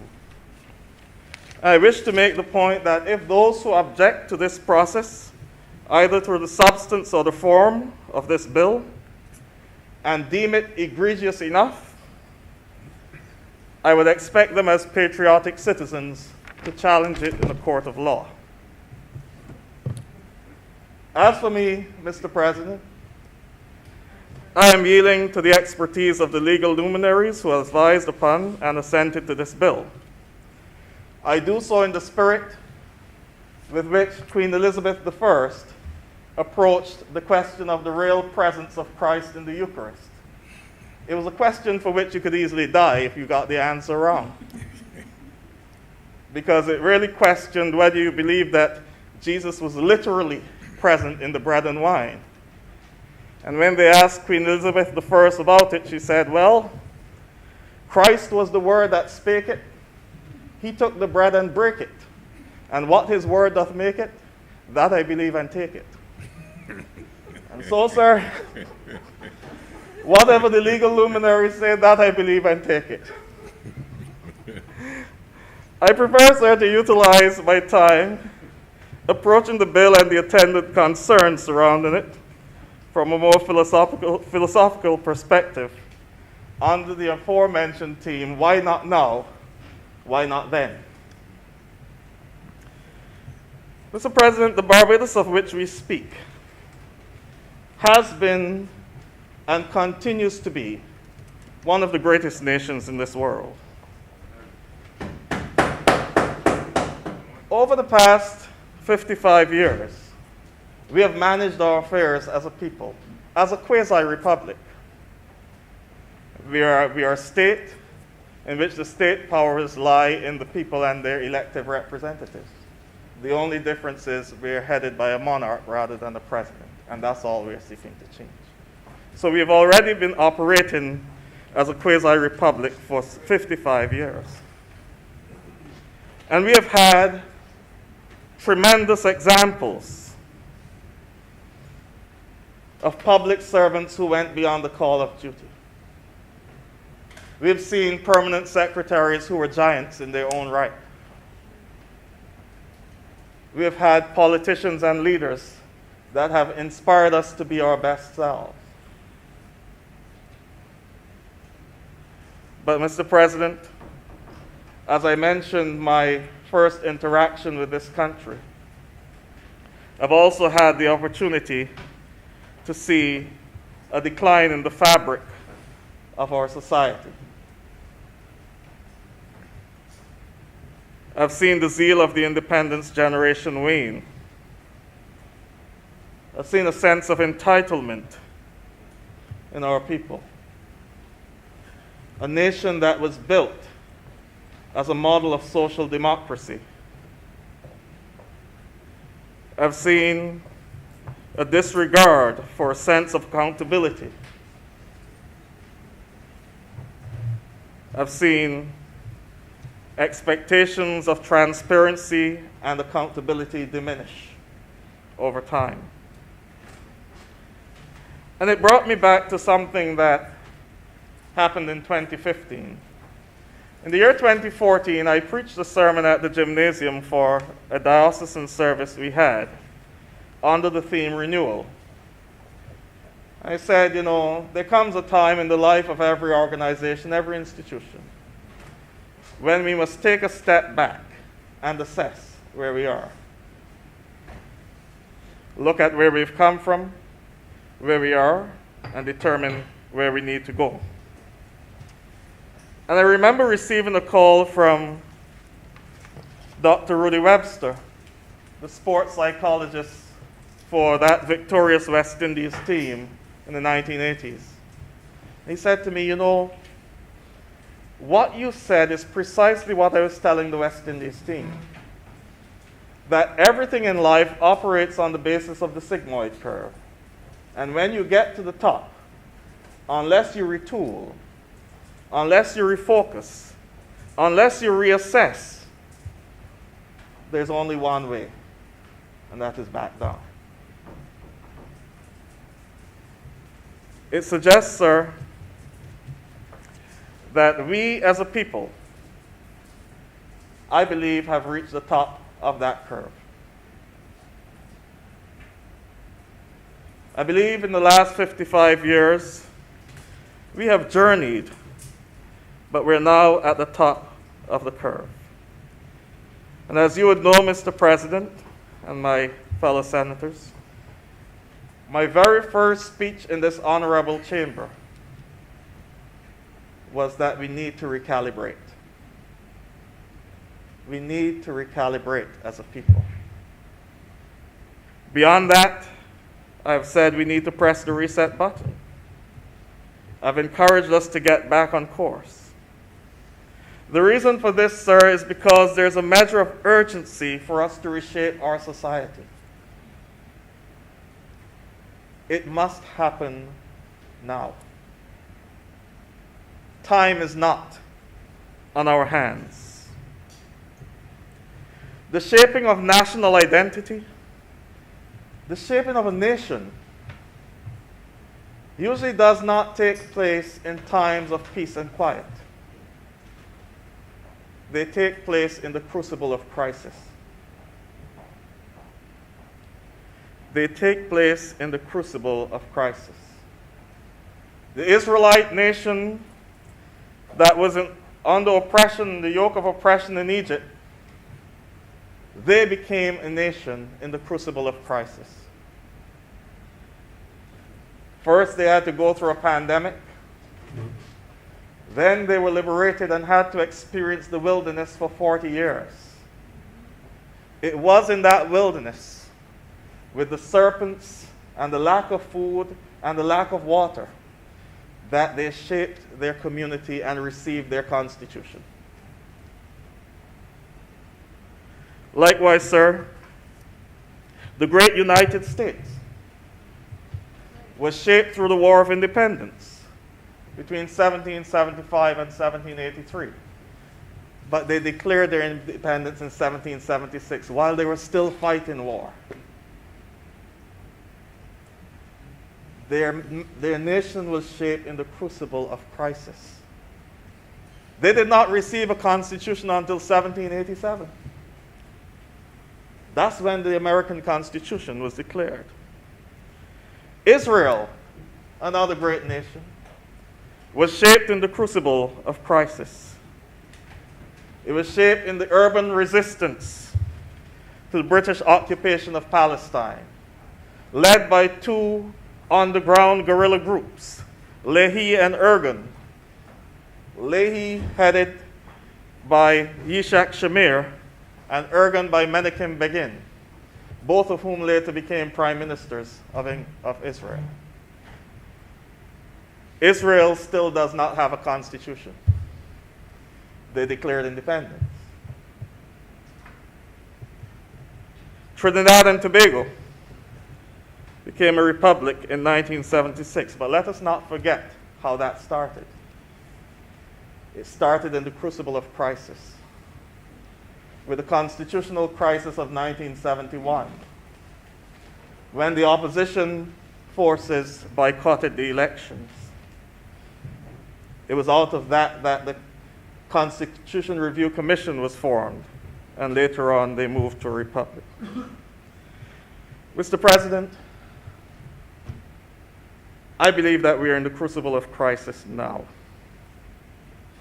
We're not fighting a war against others, but we are facing an existential crisis in Barbados. And so I heard Senator Boyce speak about the energy. Perhaps this transition is not one about energy. It is one about introspection. It is one about reflection, about understanding who we are and how we will be whenever this crisis is over. what type of nation we will be, how we will forge into the future. I've said it before several times, sir, that COVID has done us a favor. We have lost a lot of our loved ones. I take this time to extend condolences to all those who have lost their loved ones in this pandemic. But before COVID-19 and before the lockdown, we had had our 2 worst years in terms of heinous murders in this country. Gunplay was at its highest level. And what that says, sir, is that our people had lost their way. Reminds me of what the prophet Isaiah said of Israel in his time. In chapter 1 of that text, he said, the ox knows his owner, and the ass his master's crib. But my people do not know. My people do not understand. Their princes have become friends of thieves. Their prophets prophesy for hire. And the great city, the great Jerusalem, that once dispensed wisdom has become a harlot. And he didn't call for legislation. You know what he said? Come, let us reason together. Come, let us reason together. In other words, come, let us talk this through so that we can recapture this nation that we're losing. It is essential for us to use this crisis. It is essential for us to use this opportunity to shape our identity, how we see each other. It is time to reflect on those words voiced in January 20th, 1961 by the late John F. Kennedy. Ask not what your country can do for you, but what you can do for your country. Now is a time for patriotism. The current circumstances are asking us some challenging questions. It is upon that basis that I believe now is the best time. This crisis challenges us to build and work together as a community or die.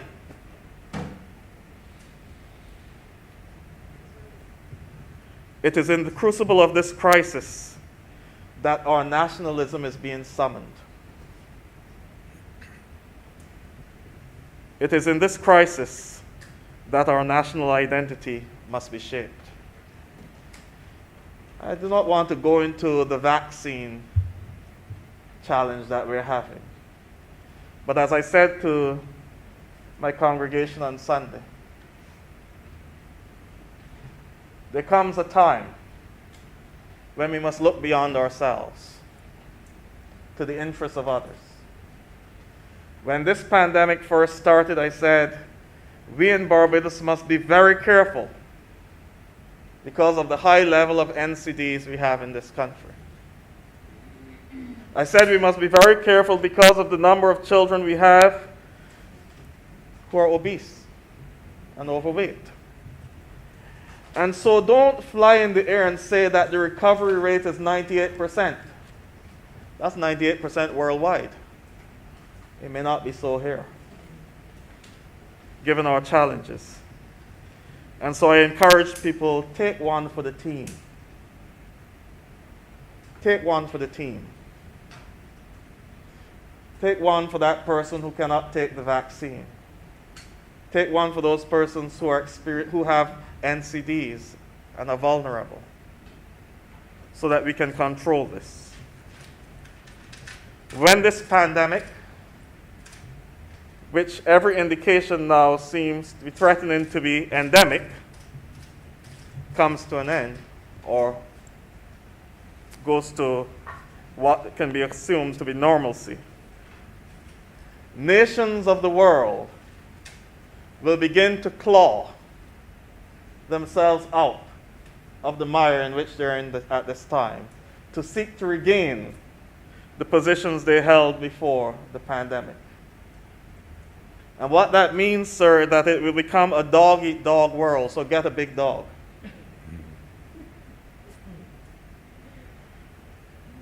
I say this within the context of the United Kingdom. Is now talking about global Britain. Global Britain. Someone said global Britain is Empire 2.0. Because they haven't been able to define it yet. And we also have the other nations throughout the world who are clawing for power. In changing our head of state from a monarch to a president, we in Barbados, for the first time in just under 400 years, will be shaping our future untethered from the moorings of imperialism. The very first time ever. And that is significant, and that is necessary. This generation, we all, sit on the verge of a great transformational movement in the life of this country.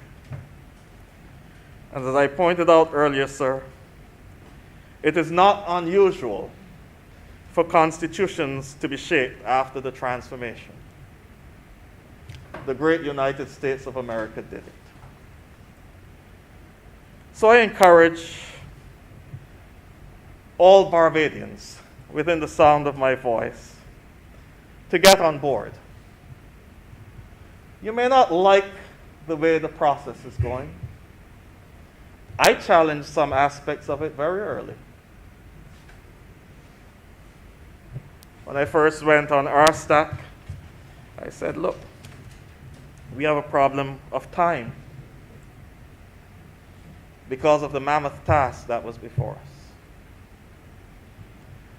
And when we were not able to engage with the public as we would have wanted to, I said time is becoming timing.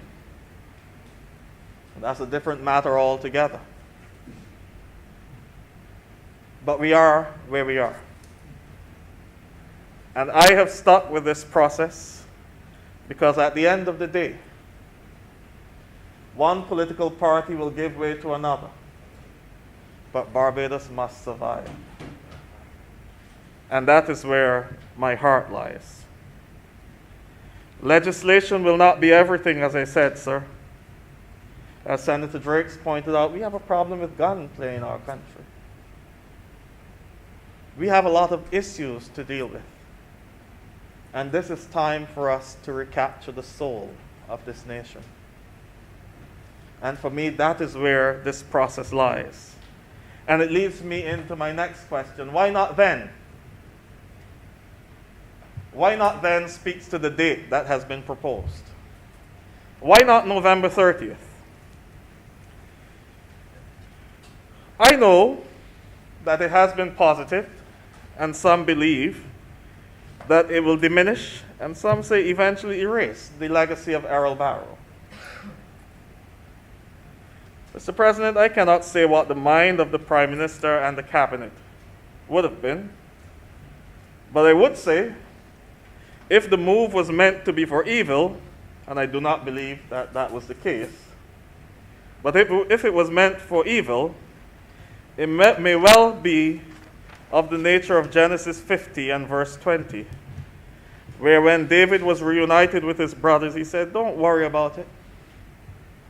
You meant it for evil, but God meant it for good. But before I deal with that, sir, Mr. President, I think there are some matters that we must come to grips with as Barbadians, all of us in here. Barbados is ideologically a one-party state. Let us not fool ourselves. Barbados is ideologically a one-party state.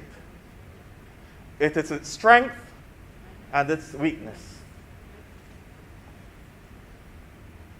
Because oftentimes it would appear that the political divide is more contrived than anything else.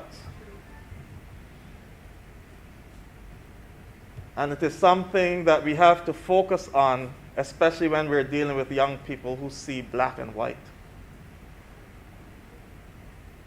We have to be careful. That's why I said on August 5th in this Parliament a year ago, 30 out of 30 is not 100%. It's not the first time I said it this year. I said it over a year ago.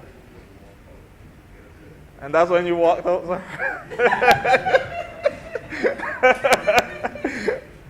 And I challenged the government of the time to at least set up a lattice fence. You could see through it, but at least set up something to delineate between party and government.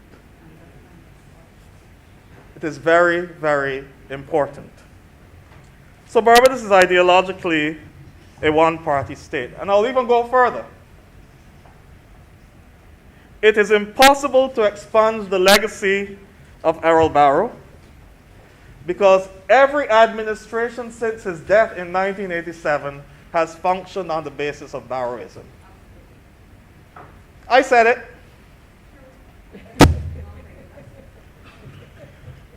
But let us just deal with the concern at hand, that November 30th will destroy the legacy of Errol Barrow.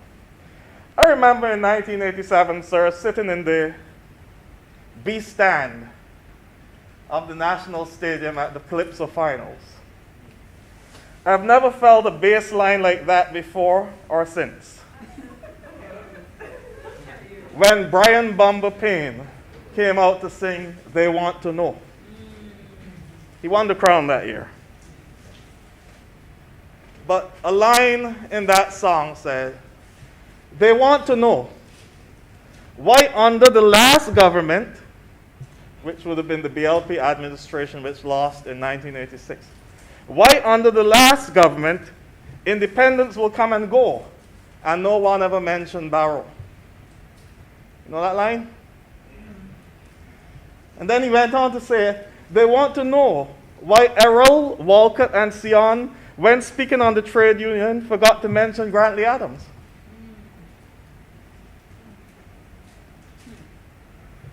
I've highlighted that, sir.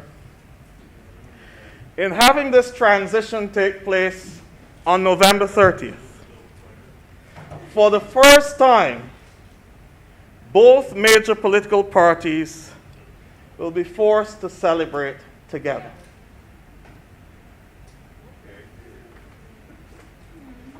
They have all made a contribution to the progress of the nation.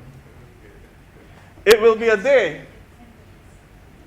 It will be a day when Barbadians will celebrate without the hindrance of partisan politics, as it should be. But let us just go a little further. Let's choose another day. Let us imagine choosing, for example, June 26th, as has been suggested by Senator Triggs, or even May 14th, or July 26th, as the leader of the opposition suggested in the other place.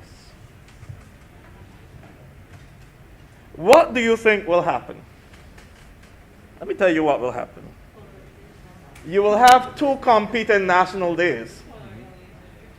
Not only polarization, let's get to the truth of it, because we all know what happens. You'll have two competing national days, and as it stands, November 30th is already a stretch. You know why? Fellas can't start Christmas in October. So they got some men waiting for midnight on November 30th to change out the blue and yellow lights to put in green ones and so on. What do you think will happen if you have two national days?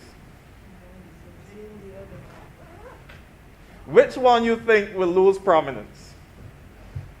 I have nothing to say.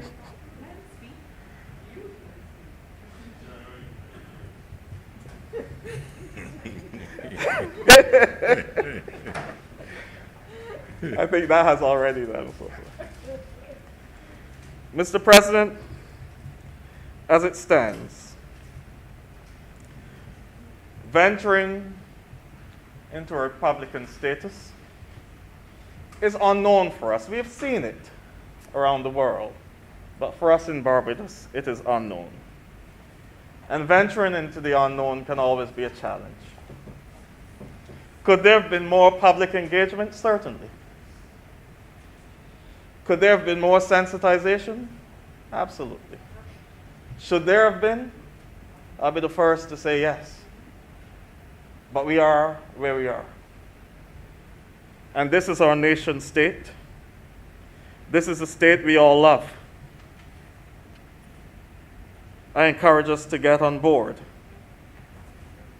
and come together and make her the best she can be. There'll be problems. There would have been problems no matter what avenue was taken.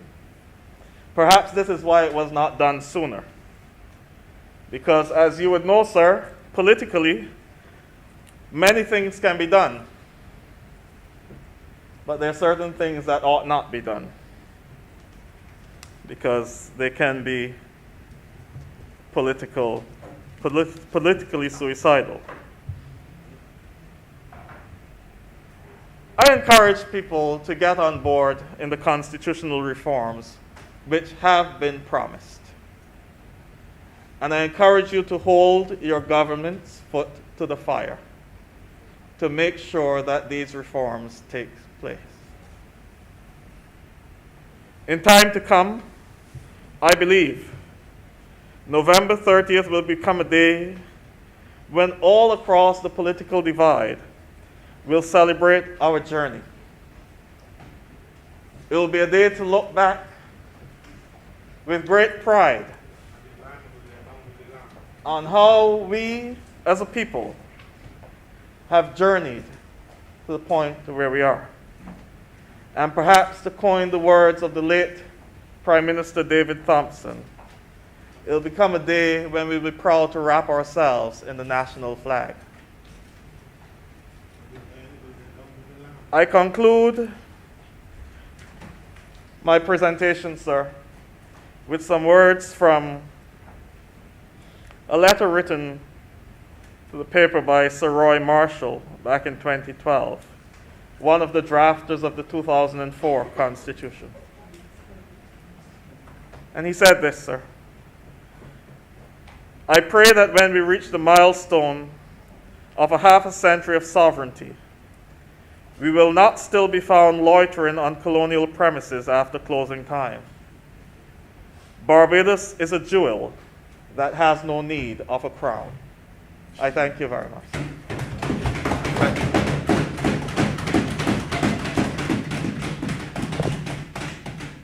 Thank you, Senator Reverend Dr. Rogers. Senator Mr. Minard.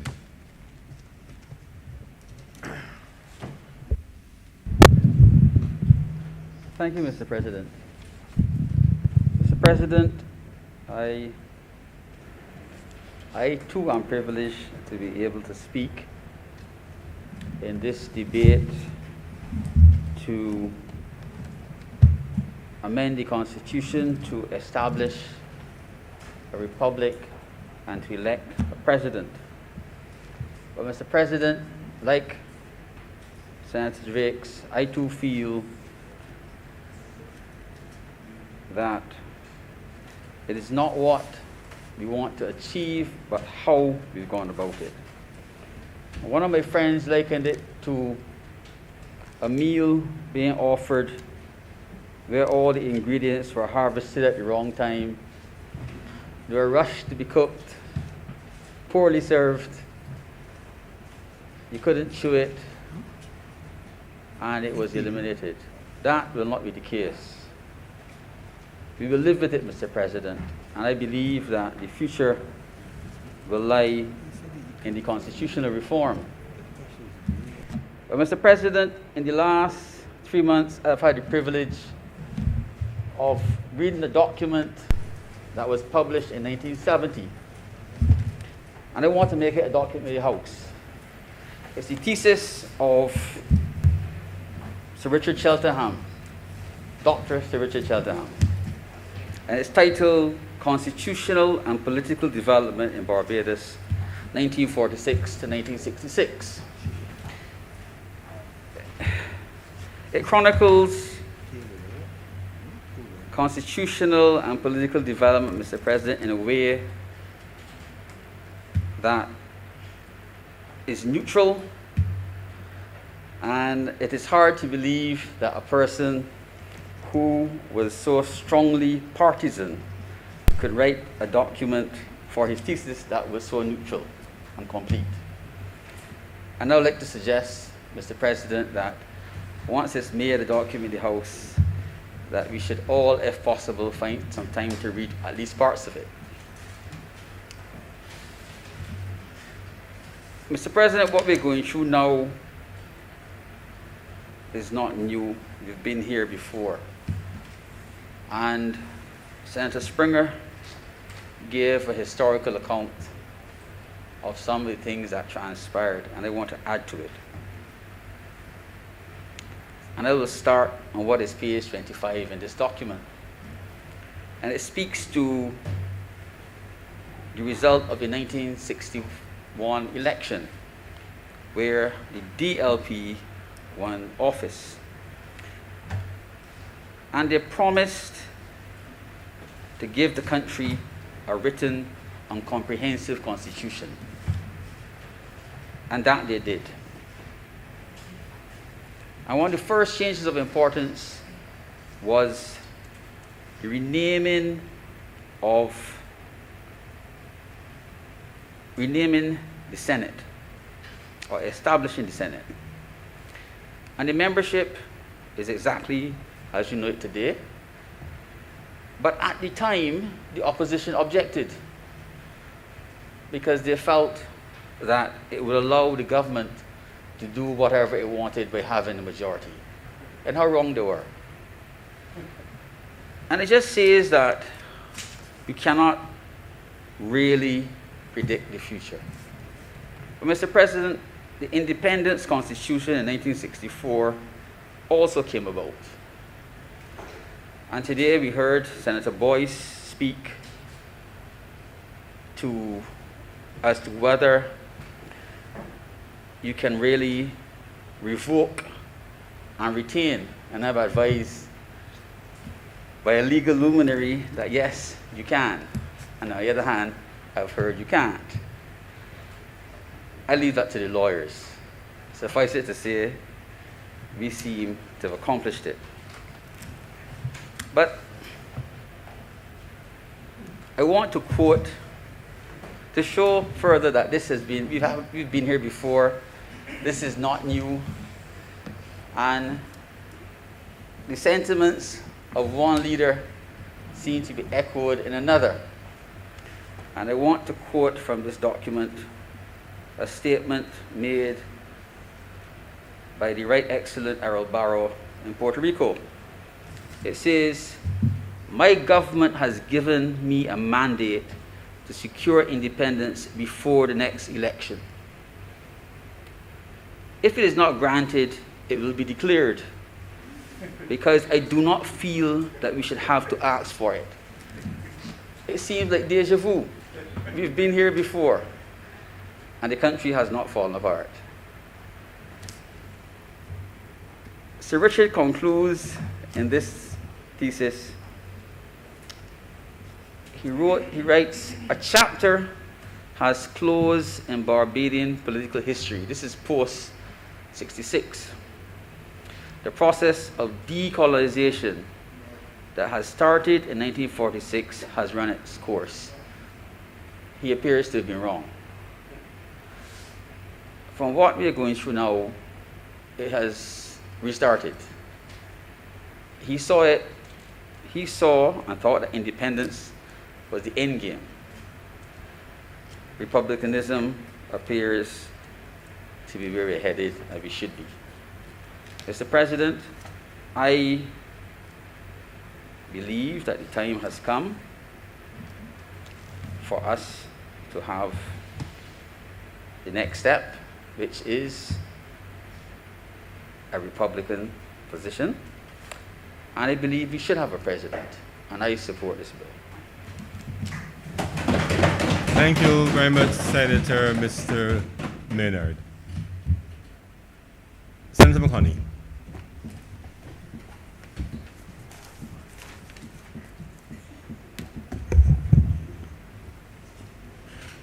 President, thank you.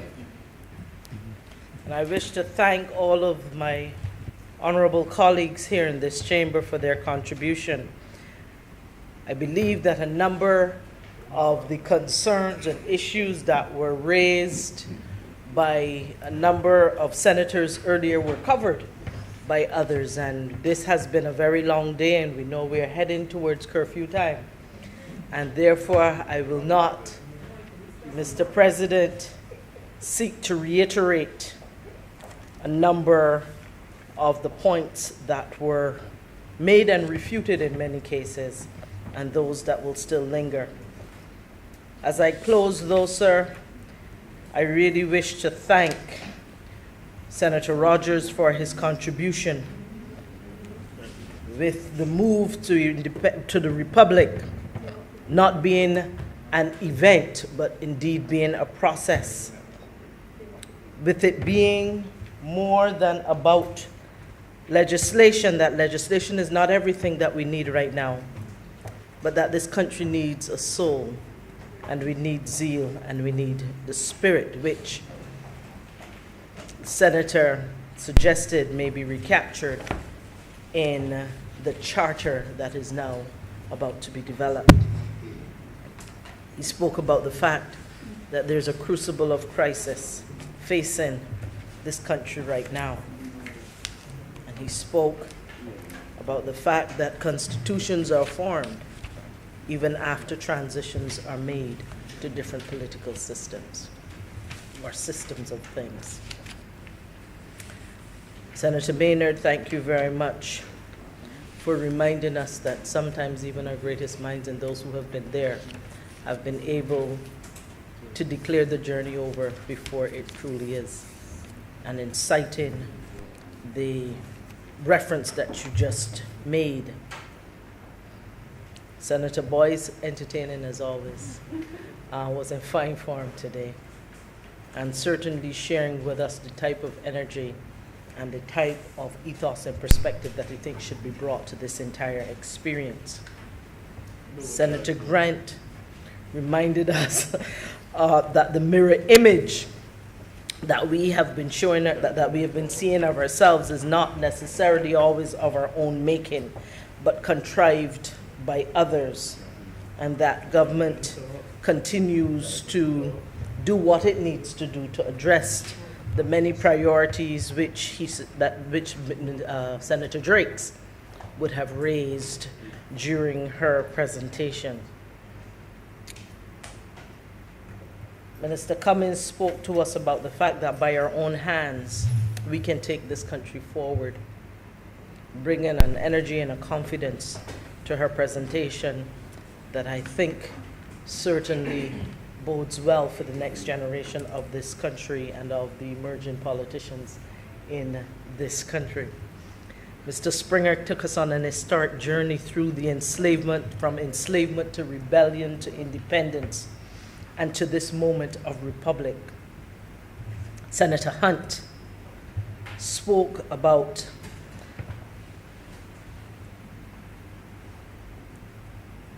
the precedent for settling a constitution after transitions and the need for more public engagements in significant ways. And I recall him referring to the Republic of Barbados, and I just want to remind us all that the Republic of Barbados will not be the name of Barbados. We have determined that Barbados, simply Barbados, will be the name. Senator Holder spoke to us of fear. What do we fear? She talked about the spiritual and the psychological battle that is ongoing in the minds of the people of Barbados that we must overcome. And the fact, she was very impassioned, and she spoke about Barbados being the first black slave colony in the world, and yet we were the last British colony to pass an Emancipation Act, as an indication that we are still in many ways in that place on a day like today. Senator Greenidge, thank you so much for being able to address so well those concerns from a legal mind that were raised by Senator Franklin about whether or not what we were doing right now could in fact be doing, we can do legally. And Senator Greenidge made the point that the Constitution does not depend on the independence order, which was revoked, and that in fact it can have a life of its own outside of that independence order, and that in passing this bill, when we revoke that order, that in fact we can still keep the Constitution intact. He spoke of the important and most brilliant minds in the Caribbean region, both here and abroad, who have opined on this matter, and the fact that we have not gone into this lightly, but that indeed we have sought the advice of some of the best minds. I believe Senator Wiggins spoke enthusiastically about the ways in which we can continue to bring a more Barbadian identity to a number of the institutions and places that are here through the renaming process. And Senator Nurse spoke about about extending the cooling off period, and he called for greater engagement of Barbadians in the consultations. I believe, sir, I have covered most people with the exception of Senator Caswell Franklin. You said nothing. Sir, Senator Franklin contradicted himself on so many occasions. He talked about the haste, the indecent haste at which we were rushing to this, and the fact that there was not significant enough time for consultations and the right type of consultations through a process that he himself would have approved. Yet still, Senator Franklin was able to identify an article by himself written in 2000 and published in the newspaper. That was an extensive discourse, sir. Point of order, sir. I know you can't say that a senator is dishonest, so I wouldn't say that. But that is not what I said. I pointed out that everything happened in 2000 and then everything stopped. And then the indecent haste, that is dishonest. Because she knows what I said. And I don't expect that from an honorable senator. I do not expect that type of behavior. You know what the truth is, but you say it not. I said, and I will repeat, this matter engaged in people's attention, in 2000, then everything stopped. And then this year, you rush with a decent haste. I'm not contradicting myself. That's a misinterpretation, and and I would wish that she withdraw it, because it is dishonest, sir. No, you cannot accuse the senator. Sir, but that point, sir. You withdraw that, and that will be struck from the record. Sir, I want her struck from the record because she's deliberately misleading the Senate. I agree with you, sir. Just a second. You can assert that she has misinterpreted, but you cannot. No, she's not misinterpreted. Take your seat. Yes, you cannot make the assertion that any senator in here is dishonest. Any person in the House. So you withdraw that, have that struck from the record, and you can go on and make your point about it. Sir, my point is, she knows better. What she has said is absolutely incorrect. And she knows it. And that's your opinion. No, sir, it's not my opinion. It is exactly what I said. If you want to go back and listen to the tape, you can. Just a second, Senator. I've heard your point. You know? We cannot. And I wish that Senator, you would ask her to withdraw that too, because she knows she is misleading the House. She is misrepresenting what I said in here. Take your seat, please. We cannot at this point ask the record to verify exactly what you said. There is a difference of opinion. We're not able to pull the transcript at this time. Senator Mulcahy, please continue. You have one interpretation of what he said. He has another interpretation, and we leave it at that. I'm not able to verify one way or the other. Senator Mulcahy. Thank you, Mr. President. And continuing, as I said, sir, of Senator Franklin again, saying things that are not necessarily true. Where he speaks. Point of order, Mr. President. If you ask me to withdraw what I said, she must withdraw that I said is not true. Please take your seat. I will do. Senator Mulcahy, you cannot go there. You may disagree with what is said, but to say that he's saying things that he knows not to be true would be just another way of saying it's standardized. let's not go there. Make your assessment of his contribution before contravening the rules, please. Mr. President, I am always guided by you, sir. But as Senator Franklin said, and I will quote, and I have it right here written in quotation marks because I would wish to be accurate, sir. This government is making minor changes and saying that will suffice. That was never the position of this government. We have always said that there will be consultation. We even gave a period of that consultation.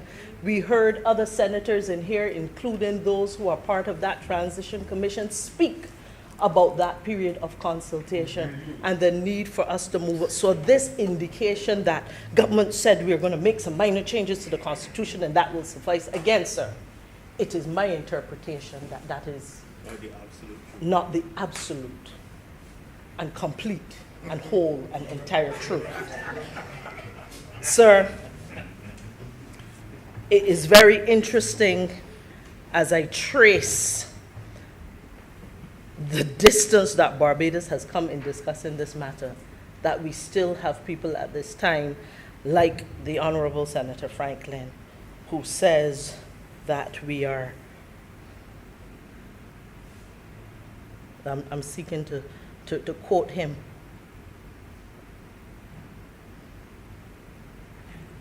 that we have been creating something in the Barbados Labour Party's image. It is interesting, however, that in the discourse of many other senators in here, we spoke of individuals, distinguished individuals of all different parties. We spoke of commissions of different parties. Sir, we have referred in here to the Right Excellent Errol Barrow, 1920 to 1987, who indeed was part of this discourse and this discussion with regards to the Republic.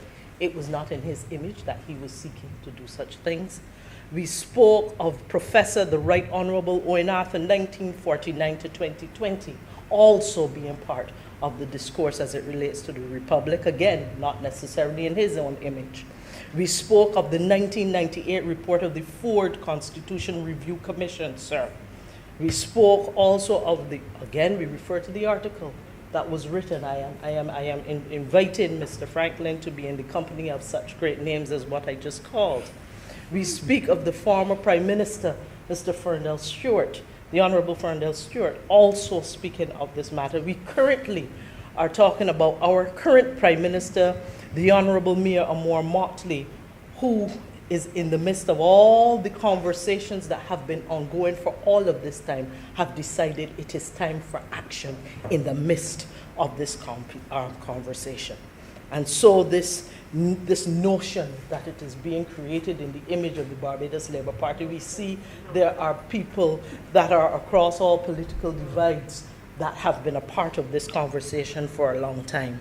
But then we know the agenda, sir, of Senator Franklin, because he said, and again I quote, and I then challenge that we go back to the recording of this and pull this, where he says that he can support, generally he said that he wants a Republican status, but in his words, not at the cost of me denying myself the pride. What this tells us is that his opinions, in my interpretation, sir, appears to be about him and not necessarily about this country and what is best for this country, but that there, in my mind, is a self-centeredness about it that we have to rise above here within this honorable chamber. Well, the rest of this country won't be here. Not a many of to you. That's what they're doing now. Peaceful amendments. And Mr. President, I believe at this time I should conclude this with great haste. And I want to say, sir, that as I close, permit me, sir, to reiterate what indeed the passing of this bill today is intended to do. First, revoke the Barbados Independence Order of 1966 while saving and keeping intact the Constitution, which was a schedule to that order. Two, make provisions for a Barbadian to be the head of state of Barbados and be called president. Three, to change the oath of allegiance from Her Majesty the Queen and heirs to that of the state of Barbados. Also, to ensure continuity in all of the other aspects of government and governance that would have fallen under the privileged priorities and duties of the Governor General. Some would suggest, sir, that in passing this bill today, should we so do, that we may indeed be passing the baton to a new generation of thinking and hope as it relates to governments. And I believe, sir, though, that in some cases this current generation of young people are not waiting to take a baton from us. They have already grabbed it and they're already running. And sir, one of the reasons why I come to this conclusion, I refer to a poem that was penned and it was performed in Heroes Square, Bridgetown, by a young Barbadian by the name of Cindy Celeste, who was commissioned by the National Cultural Foundation for the decommissioning of the statue of Horatio Nelson in November 2020. And this verse resonates at this time as we close this debate. It says, "And today there is a difference. Today there is a change riding in the wind. After the light and dark that colors our history, we are making a step towards healing mentality, embracing and nurturing cultural identity, and loving who we are again." With these few words in my heart, Mr. President, I'm obliged to you, and I beg to move that this Constitution Amendment Number 2, Bill 2021, be read a second time. Thank you, Senator McCauley. The question is that this bill be read a second time. Honorable senators in favor, please say aye. Aye. Honorable senators against, please say no. Who thinks the ayes have it? Senator McCauley. Mr. President, I beg to move that your honor do now leave the chair and the Senate resolve itself into committee for further consideration of this bill. The question is that they do now leave the chair and the Honorable Senate resolve itself in the committee for further consideration of this bill.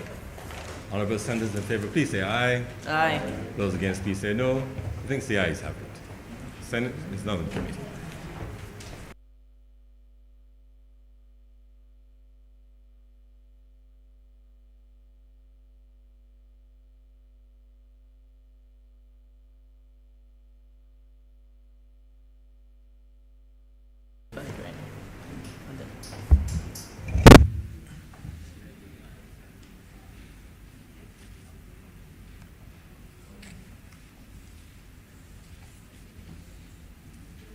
Very pleasure.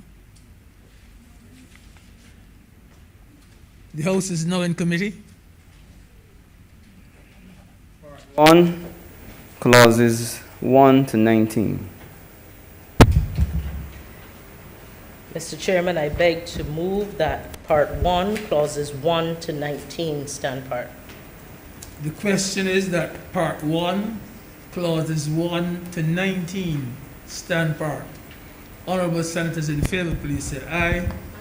Those against, please say no. Methinks the ayes have it. Part 2, clauses 20 to 30.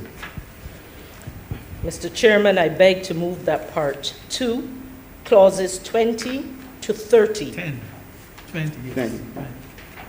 The question 20 is that to part, 30 stand part.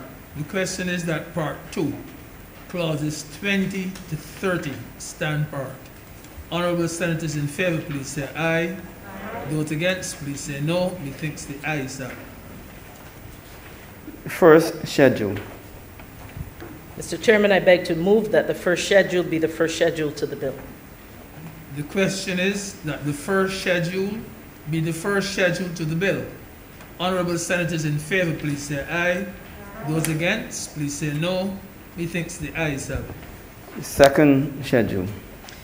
Mr. Chairman, I beg to move that the second schedule be the second schedule to the bill. The question is that the second schedule be the second schedule to the bill. Honorable senators in favor, please say aye. Those against, please say no. Methinks the ayes have it. Third schedule. Mr. Chairman, I beg to move that the third schedule be the third schedule to the bill. The question is that the third schedule be the third schedule to the bill. Honorable senators in favor, please say aye. Those against, please say no. Methinks the ayes have it. Report. Mr. Chairman, I beg to move that you do now report to His Honor the President the passing of one bill in committee. The question is that I do now report to His Honor the President the passing of one bill in committee.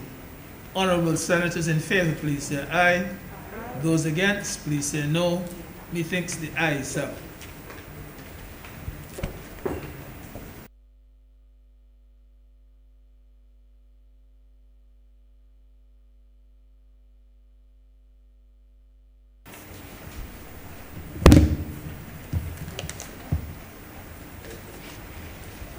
The chairman has reported to me the passing of one bill in committee.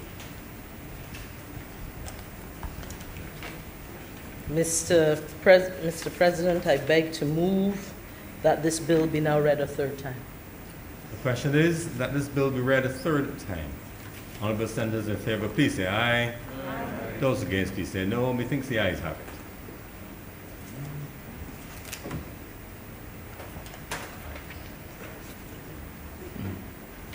Mr. President, I beg to move that this bill do now pass and be cited as the Constitution Amendment Number 2 Bill 2020 Act 2021.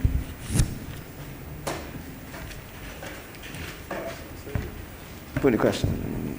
The question is that this bill do now pass and be so cited. Of course, this is a constitutional amendment, and according to Section 49 of the Constitution, need to meet the prescribed 2/3 majority. Therefore, we will take a voice vote. Clerk, Mr. Clerk? Yes, indeed. Senator Walker. Aye. Senator McConney. Aye. Senator Cummins. Aye. Senator Dr. Springer. Aye. Senator Dr. Holder. Aye. Senator Sands. Aye. Senator Grant. Aye. Senator Moore. Senator Moore.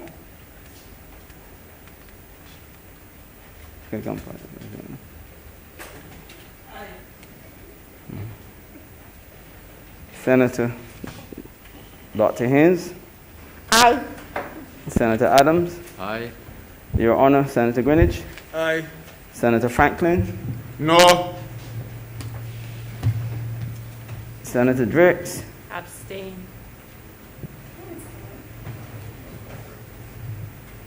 Senator Wiggins. Aye. Senator Dr. Rogers. Aye. Senator Hunt. Aye. Senator Nurse. Aye. Senator Boyce. Aye. Senator Maynard. Aye. Senator Tate. Aye.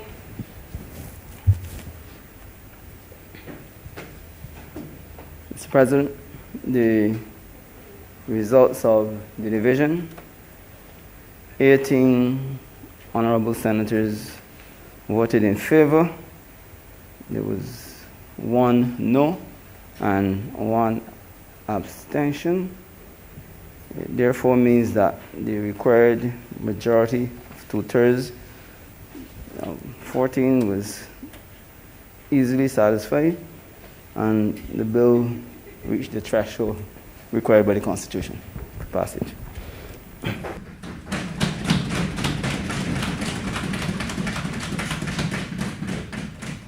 Thank you, honorable senators. Accordingly, this bill is so passed and so cited.